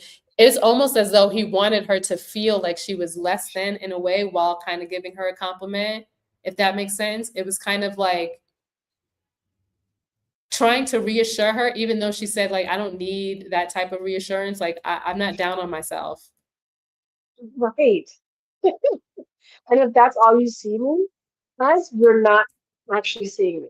You're not actually seeing me. If somebody was like, "Oh, you're a beautiful Black girl," it'd be like, "No, I'm a fucking beautiful girl. Are you kidding? Why are we putting the word Black in there? Are you saying that Black women are genuinely ugly, or generally Right. ugly, And or you are typically you're ugly?" the right. And you're the exception. It's so weird. Because you wouldn't, I mean, they think it's a compliment, right? It's almost like my intention is to give you a compliment, Mm-hmm. but I'm going to take this compliment and turn it into, you know, like some kind of weird anomaly. Like you're not Yeah, like a rarity. Like, oh, you. you're a It's beautiful Black woman. Like, yeah. Like I'm sorry. So is my mom, and so so is so her is my mom. mom. And that So actually, it's bringing me back to college again, because a lot of the excuse me. Black guys, like, specifically, there was these two that every day, the whole freshman semester, would ask me, "Well, what are you mixed with? What are you mixed with? What are you mixed with? You're not Black. There's no way you're just Black. Are you mixed? What are you mixed with? Where's your family from?" And it's like, number one, to anybody who is new here and listening to me, I'm adopted. So I don't know my full roots at all, but I'm Black. So that's all I knew myself to be. It took until I went Mhm. home to tell my mom, like, after that first semester, like, "Mom, I'm like the only Black person," because everybody was Jamaican or Bayesian from some other place. And then my mom was like, "Well, actually, your biological father is from Panama." And I was like, "So sure." I guess I have been kind of lying, but I didn't know that I was lying. And also, the way in which they were asking these questions was because they were treating me as though I'm only pretty because I was mixed. Exact, exact. That's the weird part. It's like, am I pretty because of something else? Like, Exactly. I They're can just making be it seem pretty. as though because I'm The mixed with color something, that that I have some extra sauce that makes me pretty. And it's like, there's many, like, everyone is beautiful in their own way. There's a whole right, range of what we get to look like in this lifetime, right. And you not only know? that, but like again, the show was not specifically for Black women or Black men. It It's was just a that universal show. And it's like, why does it it's a always have to be exactly. this this Black woman chose this white man and blah blah, and I get Mhm. it because of the heightened space we're in our real lived lives. We as Black people are seeing Black men and women, babies being killed every day by the oppressor, right? The white man. This is also true. You said this is the third, fourth time I'm saying it. Two things can be true at the same Mhm. time. But that does not mean that all Black men are great men and all white women are or white men are horrible men. This Exactly. was as a woman, she chose someone who was opting to bring forth her joy and Exactly. And that is Her ability that to right be there. soft. You know what I'm saying? Like That's all I've we dated, desire. I've had a Carl. You know what I'm saying? Like one of my loves of my life before the other guy that we were just talking about. Hmm. He was a 6'3" Japanese white man, and I sweated him to the ground. It was amazing, and yeah, it's like you do with people who loving you. Hmm. If you have respect for me, I'm gonna show love and respect for you. You know. Exactly. Exactly. We're not out here saying like, oh, you're pretty for a rhino. Like all the rhinos look beautiful. We're not That's naming such just a one it's so rhino for crazy. like, it's a weird It's thing. so crazy. It's not a Yeah, and compliment. It's it's not literally that. It is not a compliment. And when people say that or like, "Oh, you speak very articulate for a Black woman," it's like, "Yeah, I'm oh fucking my smart. gosh. I went to I've been hearing that college." all my life. And I'm like, I'm the most ghetto mouthed person in my group of people, you know? And I've Yeah. been hearing that all my life. Like when I lived in New York, I would come here to Massachusetts for the summers and I would go back and all my friends would be like, why are you talking like that? You sound like a white girl. And I was like, I don't even know what that means. And I would tell my mother, like, I don't want to go back because they keep telling me that I sound like a white girl. She's like, well, where do you want to be? Not here. Yeah, not here. Not here. Because what does that mean? Every state, every country, every location, like in Mexico, there's a shit ton of different dialects. Same thing in America. There's a shit ton, well, this is all America technically. There's a shit ton of dialects and from state to state, everyone speaks in a different way. I'm from New York. When I go down south to visit my cousins, they why you talk all proper? Like, why you talk all proper? You from New York? It's like, yeah, actually I am.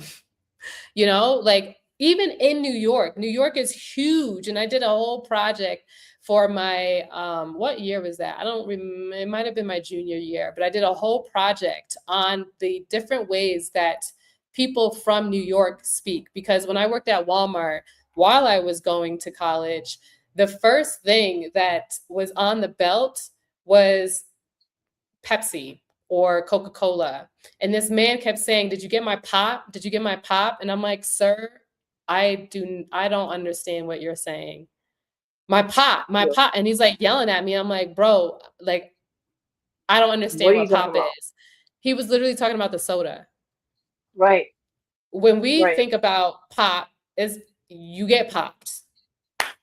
That part. Or like the Candy Rock Pops. That's what I be Or thinking about. Like your pop pop, rock, like pop that. exactly. When we think about lollipops, like this used to always be a debate with people from Western New York and then, Eastern New York. When we say lollipops, we mean all the lollipops. It doesn't matter whether it's big, whether it's a little dum dum, we don't care. In Western New York, a lollipop is only those big circle ones with the different colors in it. That's a Really? lollipop. And then the other ones, the small Suckers? ones, the dumb a sucker. And when we say sucker in East New York, You a jive turkey. You a exactly, you sucker a ass job turkey sucker. Like sucker. you Like what? So I yo, made this listen, whole project from hoagie, that. grinder, remember that? And a sub and a grinder and a hoagie are told all three different things. All I don't care different what you're talking things. about. All different Tennis things. So shoes versus sneakers. sneakers, Yo, it's we so say different. sneakers. We don't say tennis shoes. We say, give me No, some of them no, because sneakers. like why do we need all those extra words? What? There We was don't something say else. It tennis was it shoes. I'm was not playing tennis. pop, sucker, soda pop, sucker. What was the other one that the project was on? I'm forgetting what the other one was. But whatever it was, all I know is like that just goes to show you even in one state there's so many hours of travel in the one That's state of New funny. York, 3 hours for Long Island. When I used to run track and we had a state track meet, that was 9 hours away from where I lived, and we were Wow. still in New York, at the top of New York. So, and then my college was 5 hours away from where I lived. So it's like there's so many dialects that get to show up, and it's crazy in the way that people try to claim like, oh, you sound like X, Y, and Z because of whatever the case, when it's like, let's be real, we are all speaking the colonizer's language. One, and number two, y'all are speaking more of a foreign language because your dialect comes from the French, the Haitian Creoles that ruled the whole bottom half of the United States for 1700s and beyond, for like 50 years. That's where that dialect, that's where the Southern dialect come from the Dutch, French, Creole. That is Louisiana shit. That's Haiti.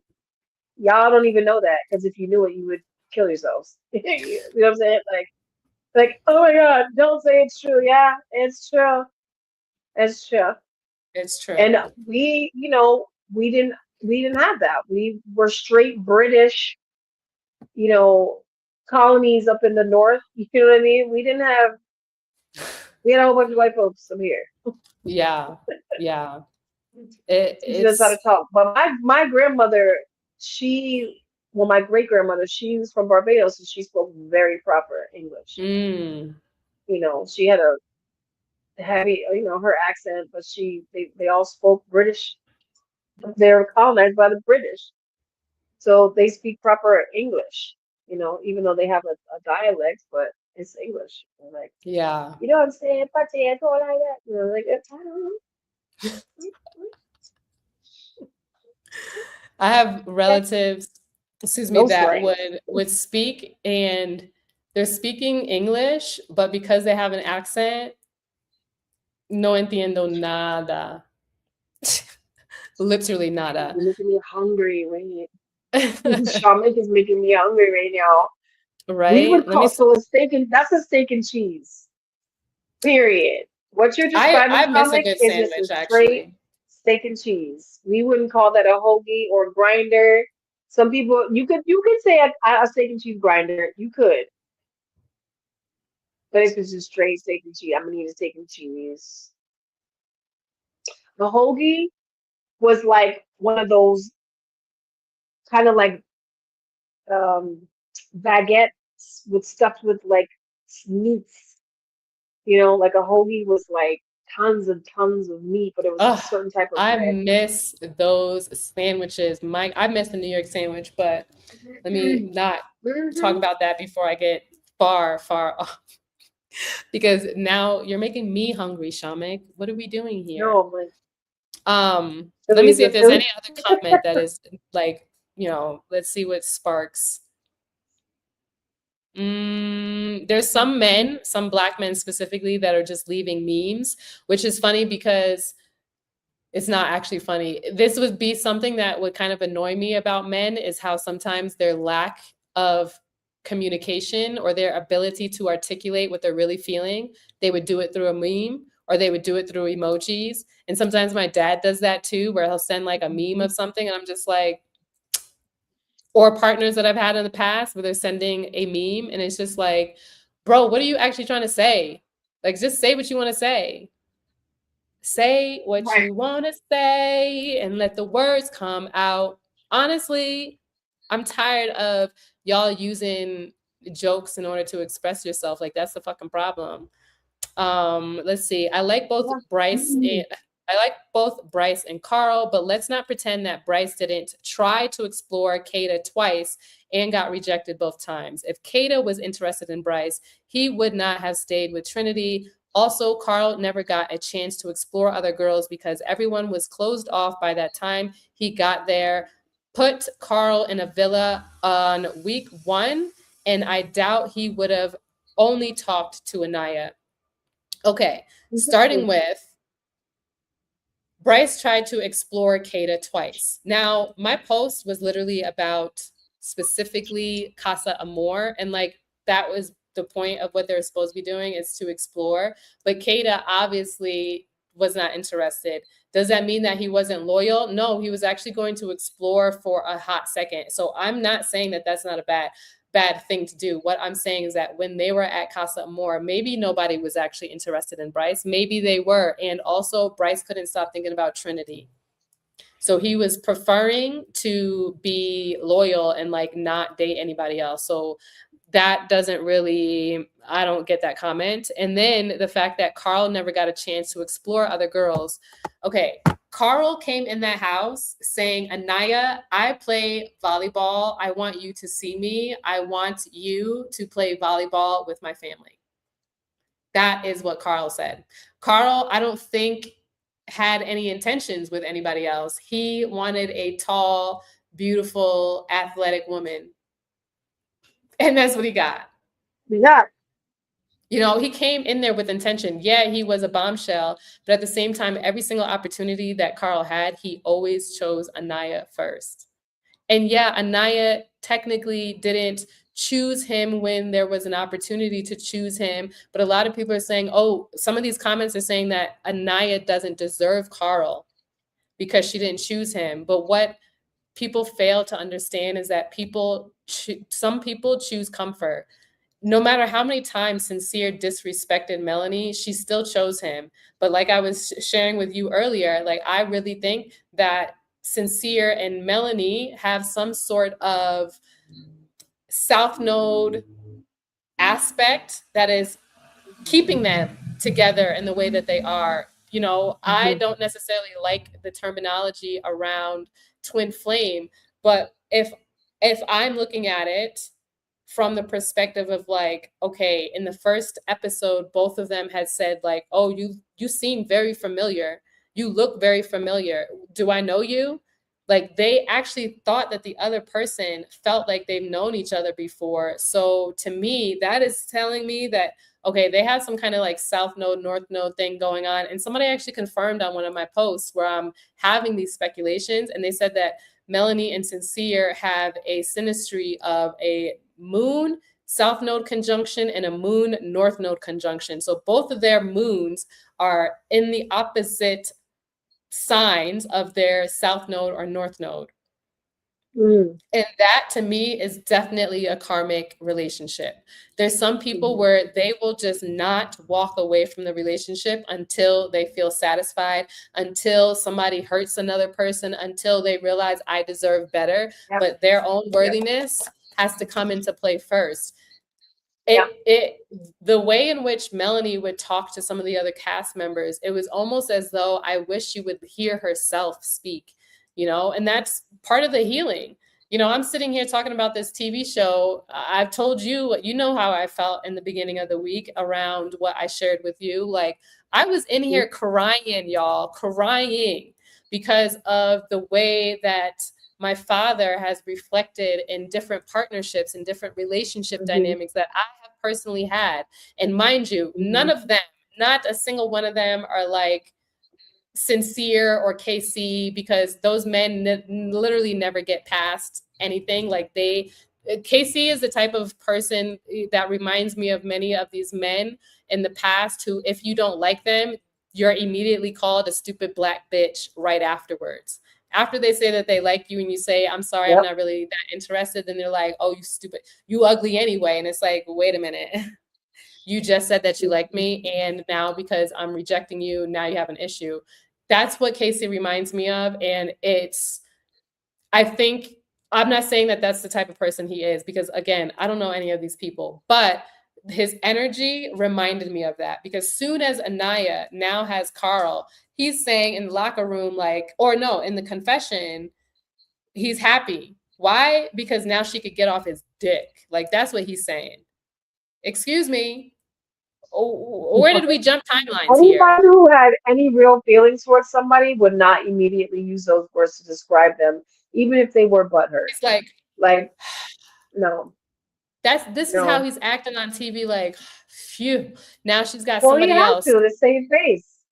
Exactly, to say exactly. And I feel like he's the type that had to save face throughout the whole season, because every single time he would make a face, even the other cast members where they were all asked like mimic somebody else, they all were rolling their eyes. And every single time I saw Casey show up on my TV screen, This man reminds me of the red angry bird. He always looked mad. And his eyebrows the same exact way as the fucking Angry Birds. I think that man is totally playing a facade, and he's the type of person just based off of TV. And I know I'm not even sitting here trying to disrespect that man, but he literally reminds me of people who are potentially going to create some kind of harm. It's very it reminds me of, yeah, I'm not trying to name, I'm not trying to diagnose anybody. He just reminds me of a really unsafe male. He reminds me of an unsafe male, the way he was standing up and being kind of like aggressive and trying to like overtower and show dominance in like movie night and things like that. Like I feel like Carl, when he was sitting on the couch and watching how they were acting, all these other guys were acting and arguing back with the females, I feel like Carl in that moment was like, wow, I'm in a house with boys. Like, oh, in that moment, he was like, okay, I'm on this TV show. His face looked like he was ready to hurt that man. And honestly, I think a lot of times too, people are trying to create this story and this narrative around like, oh, they're just trying to diminish the Black man and this, that, and the third. And it's like, no, but he had an opportunity to treat her better. He had an opportunity to speak differently. No one forced him to say those things. The way that he treated TT was completely different because TT opened up to him with nothing. There were no dynamics that she needed to get through. All she needed to do is kiss a man, and he felt like, okay, Anaya's a grandma. But that's because you were more so in your feminine. You wanted to be chaste clearly in that house. And when women don't feel as though you're being a safe, strong, foundational, healthy, masculine man, of course their flower is going to stay curled up. Anaya, the way it's like a fucking lotus. That's how it is. A healthy masculine man will open up anybody. I don't care if you're white, Black, Puerto Rican, Chinese, Asian, like green, purple, or gray. No matter. Green, purple, blue. Like I don't care. You can be 4 feet tall. Okay, 4 feet tall. Treat me with kindness, and we all will open up. Feed me. That part. Feed me, and I will open up. Okay. That part. It just has. I got 9 minutes left in me. You know. Okay. So yeah, all we could definitely close this because it's just like I think in times we have lost the plot in relationships, and I think that this TV show shows us how we have lost the plots because they're the face of what society is. You know, it's not like they were given a role to play. You know, they played up the roles that they play on their own, you know? Yep.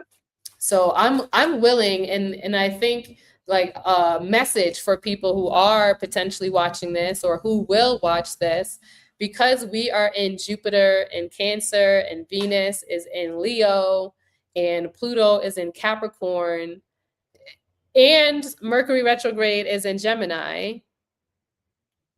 This is a great time to journal, to revisit the narratives you have around relationships, to revisit the family dynamics that you have that are maybe not what you will for your own future, to look at places where the relationships and the dynamics that you've maybe even seen with your parents were not healthy.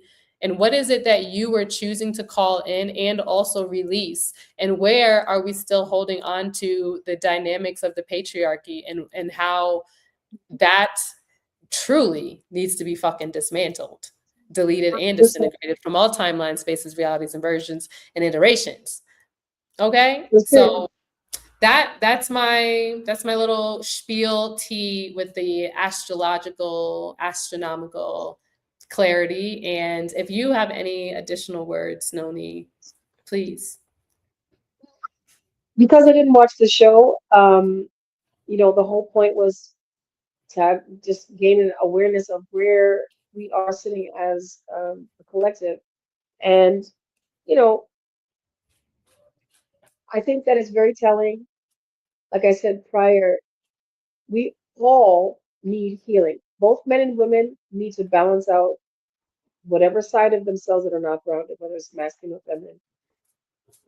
We all need to start taking more accountability for ourselves and really working with ourselves to know where our triggers are, where we were, what stories that we've created around how we perceive ourselves in relationships, um, what we actually want outside of what society says, outside of what our mom and them say, outside of what our past relationships have said to us. What is it that you actually want? What do you actually need? Do they line up with who you are now? And how can you show up for yourself as an individual to love yourself enough that you don't even have to your energy, your vibration will literally align itself with the person that you're meant, and we don't have to spew out all this negativity to people who are working through their own. You know, as a society, the patriarchal system is and has always been a detriment to both men and women. And I think in this current time, we are seeing more women awakening to the knowing and the understanding that I no longer have to choose marriage and family before myself because I have the opportunity to be educated, to be self sufficient, to be independent, and to choose myself and understand what love really means. So that if I want to have a relationship with Mm-hmm. a man and have children, I know what that looks, I know what that feels like. I know what that looks like for myself. Yeah. I'm gonna attract that, but gonna be more in line with what it is that I'm wanting because it's not out of a necessity or a need, it's because I'm actually have this as an option. Exactly. And I think once we get to a space where this new identified, woman has a space, the men can rise to the occasion because right now they're not. And they're looking for a woman that does not even exist anymore. And they're there, but they're very far few in between at this point because, again, women are coming to their own more. They're the gold diggers, right? Mm-hmm. And it's like, yeah, but are you a labor digger? Are you looking for somebody to just labor for you? And a lot of people are, right? A lot of men Yeah. still are looking for laborers because that's how they identify with love. That's what they've Yeah. done for themselves to show up as their own worthiness. I'm worth Mm-hmm. something because I can labor for the respect. I can labor for my family. Now you don't have to do that because it's completely unequal. In this day and age, you have to have two incomes to survive. You can't, Mm-hmm. one man can just go out and do and da da da da. It's way harder for the average, we're talking about people, the average person, American family to do so. And so once we come to that understanding where there's more balance because we're doing our own individual work, I feel like we'll be in a better position to teach the children coming up, especially the men, that it's okay to be, emotionally intelligent and to cry and to ask for the space to do that. And, Mm-hmm. to be masculine does not mean there's no requirement for you to be a certain way. And for women to be like, no, that does not look, that's not what masculinity is, because we have to redefine what masculinity is for us too. 1000%. You know, One thousand like percent. masculinity doesn't have to show up as some brute who's just ready to, Fight come for everything. somebody. Yeah, come Mm-hmm. for somebody And because they're yeah. taking it from me. It's like, and why would you want that? Don't you want your man to Yeah. look up who's up for you? For why? That doesn't That mean he's yeah. a man because he can fight. Yeah, and that's what Mhm. annoys me about the word protection. We're here to protect you. If you are supposed to be the breadwinner and you're outside of the house all day working and somebody was to come to the house, the women is they're protecting themselves and their kids and the house to the best of their ability. Where are you? It's just like how the cops are not superheroes. They respond to crime. They do not prevent crime. The responders. And I think a lot of Right. times when men want to say, "Oh, we're strong and protective," it's like I feel like you guys think that you're going to have to fight people all day, and like that's I not wouldn't. actually attractive. You If you you are don't. going to have to You're not square saying. up because somebody looks at me or because somebody, I don't know, whatever the fuck, it's just not giving. It's I will say giving this you though. don't know how to control yourself, you Maybe know? it is the environment. Maybe you do live in the hood where you have to square up all the time. But there's Not in a if there's relationship. another man, right? That's what I'm saying. If there's another, right, it shouldn't be over this woman. That means that she's doing something wrong. If she's making herself available Yep. to this other person and he's thinking he has a chance, that's a whole different story.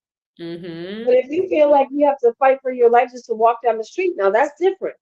You know, it Exactly. should be over some woman and it shouldn't be over some men. Women Mhm. be fighting and throwing blows over some dude who don't even care. I Who don't literally even don't care. care. And so it is interdependent on where you are and where where your mindset is. Also, at the end of the day, how much do you love yourself? How much are you willing to work on being your best self opposed to, you know, thinking that a man is required for you to feel whole, That and part. these things also have to be taught too, Yes, but I love knowing that you who said you that. are. I love that you said that because a lot of people are seeking relationships from a place of feeling lack within themselves and they're wanting somebody to complete them. And if you are seeking to have a partner in order to feel complete or whole, you're missing the point because you are already whole. You are already what is necessary to have a strong dynamic. You do not want to be seeking somebody in order to fill some kind of void because then there is always going to be some kind of imbalance. Two whole people make a unionship. Two whole people create a relationship that is healthy, but they have to know that they are whole already. Mm-hmm. To be in a Because relationship is a choice. And as especially at the Shamek end of it, said, in natural history, it was the women that protected the home while the men were out hunting and fighting. 1000%. And I think we need to just honor the roles that we choose to have in relationships based on our birth chart. it's a matchmaker, matchmaker, make me a match, find me a mate, rate me a catch. Whatever the song is. Period. That's a real thing. So, So anyway, in conclusion, yeah, thank you all so much for listening to this 3 hour, 30-minute stream. And if yeah. any of you would like to actually work with us on a personal level, we have many offers. They are all in the description. We have many deeps for people who are potentially moving through a different cycle in their life. Maybe they are transforming. Maybe they're still in that between space of who they were, who they are becoming. We have many deeps. This is for your current cycle and your current transits. I am an astrologer, and Noni here is a psychic and oracle, a sound bath practitioner. She is, among many, many things, also an herbalist, so a Reiki healer, master.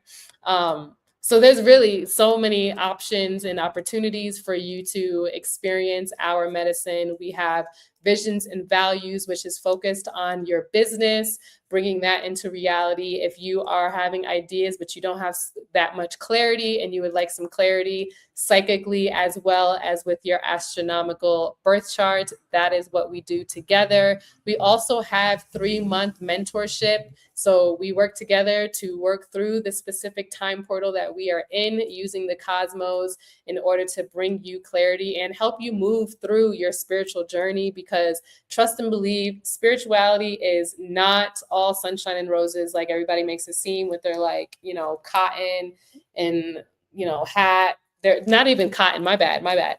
Their linen and their hat and the feathers. Like that's not spirituality. Spirituality is not a costume. It is a being. It is who you are. It is your breath. So we help people do that as well. That is in the description. If you would like to book a private reading with Noni, feel welcome to do that. She has many, many tools that could help you heal and progress, as well as me. I am here to serve and help people pay attention to what's actually happening in the sky so that we can fuck the system. So with that, oh, also branding. I am a graphic designer and a photographer. And if you are someone who is seeking to build your business using your birth chart and you would like to be able to have all of the resources and tools that is necessary for you to make your brand look good based on your birth chart, come through. Again, I have my links in the description, and I look forward to meeting whoever you are who is, you know, wanting to work with us. So thank you so much, Noni, for entertaining this conversation about a TV show that you did not watch, because it's been fun. It's very, I mean, you know, I'm going to be back to me probably in a few days. I will come back actually with this topic because the reunion is going to be at the end of August. So I'm definitely going to be watching that. But yeah, I'm getting back to reality. So all those people who said that I need to get healing and I need to get a therapist and I need to talk to God, it's like God is always at the forefront of my work. And no, I won't be going to a therapist. For so many reasons. For many reasons, but I use astrology. That is my tool, and I do other spiritual work. So thank you so much, everyone. Bye. Bye. Bye, Shamik.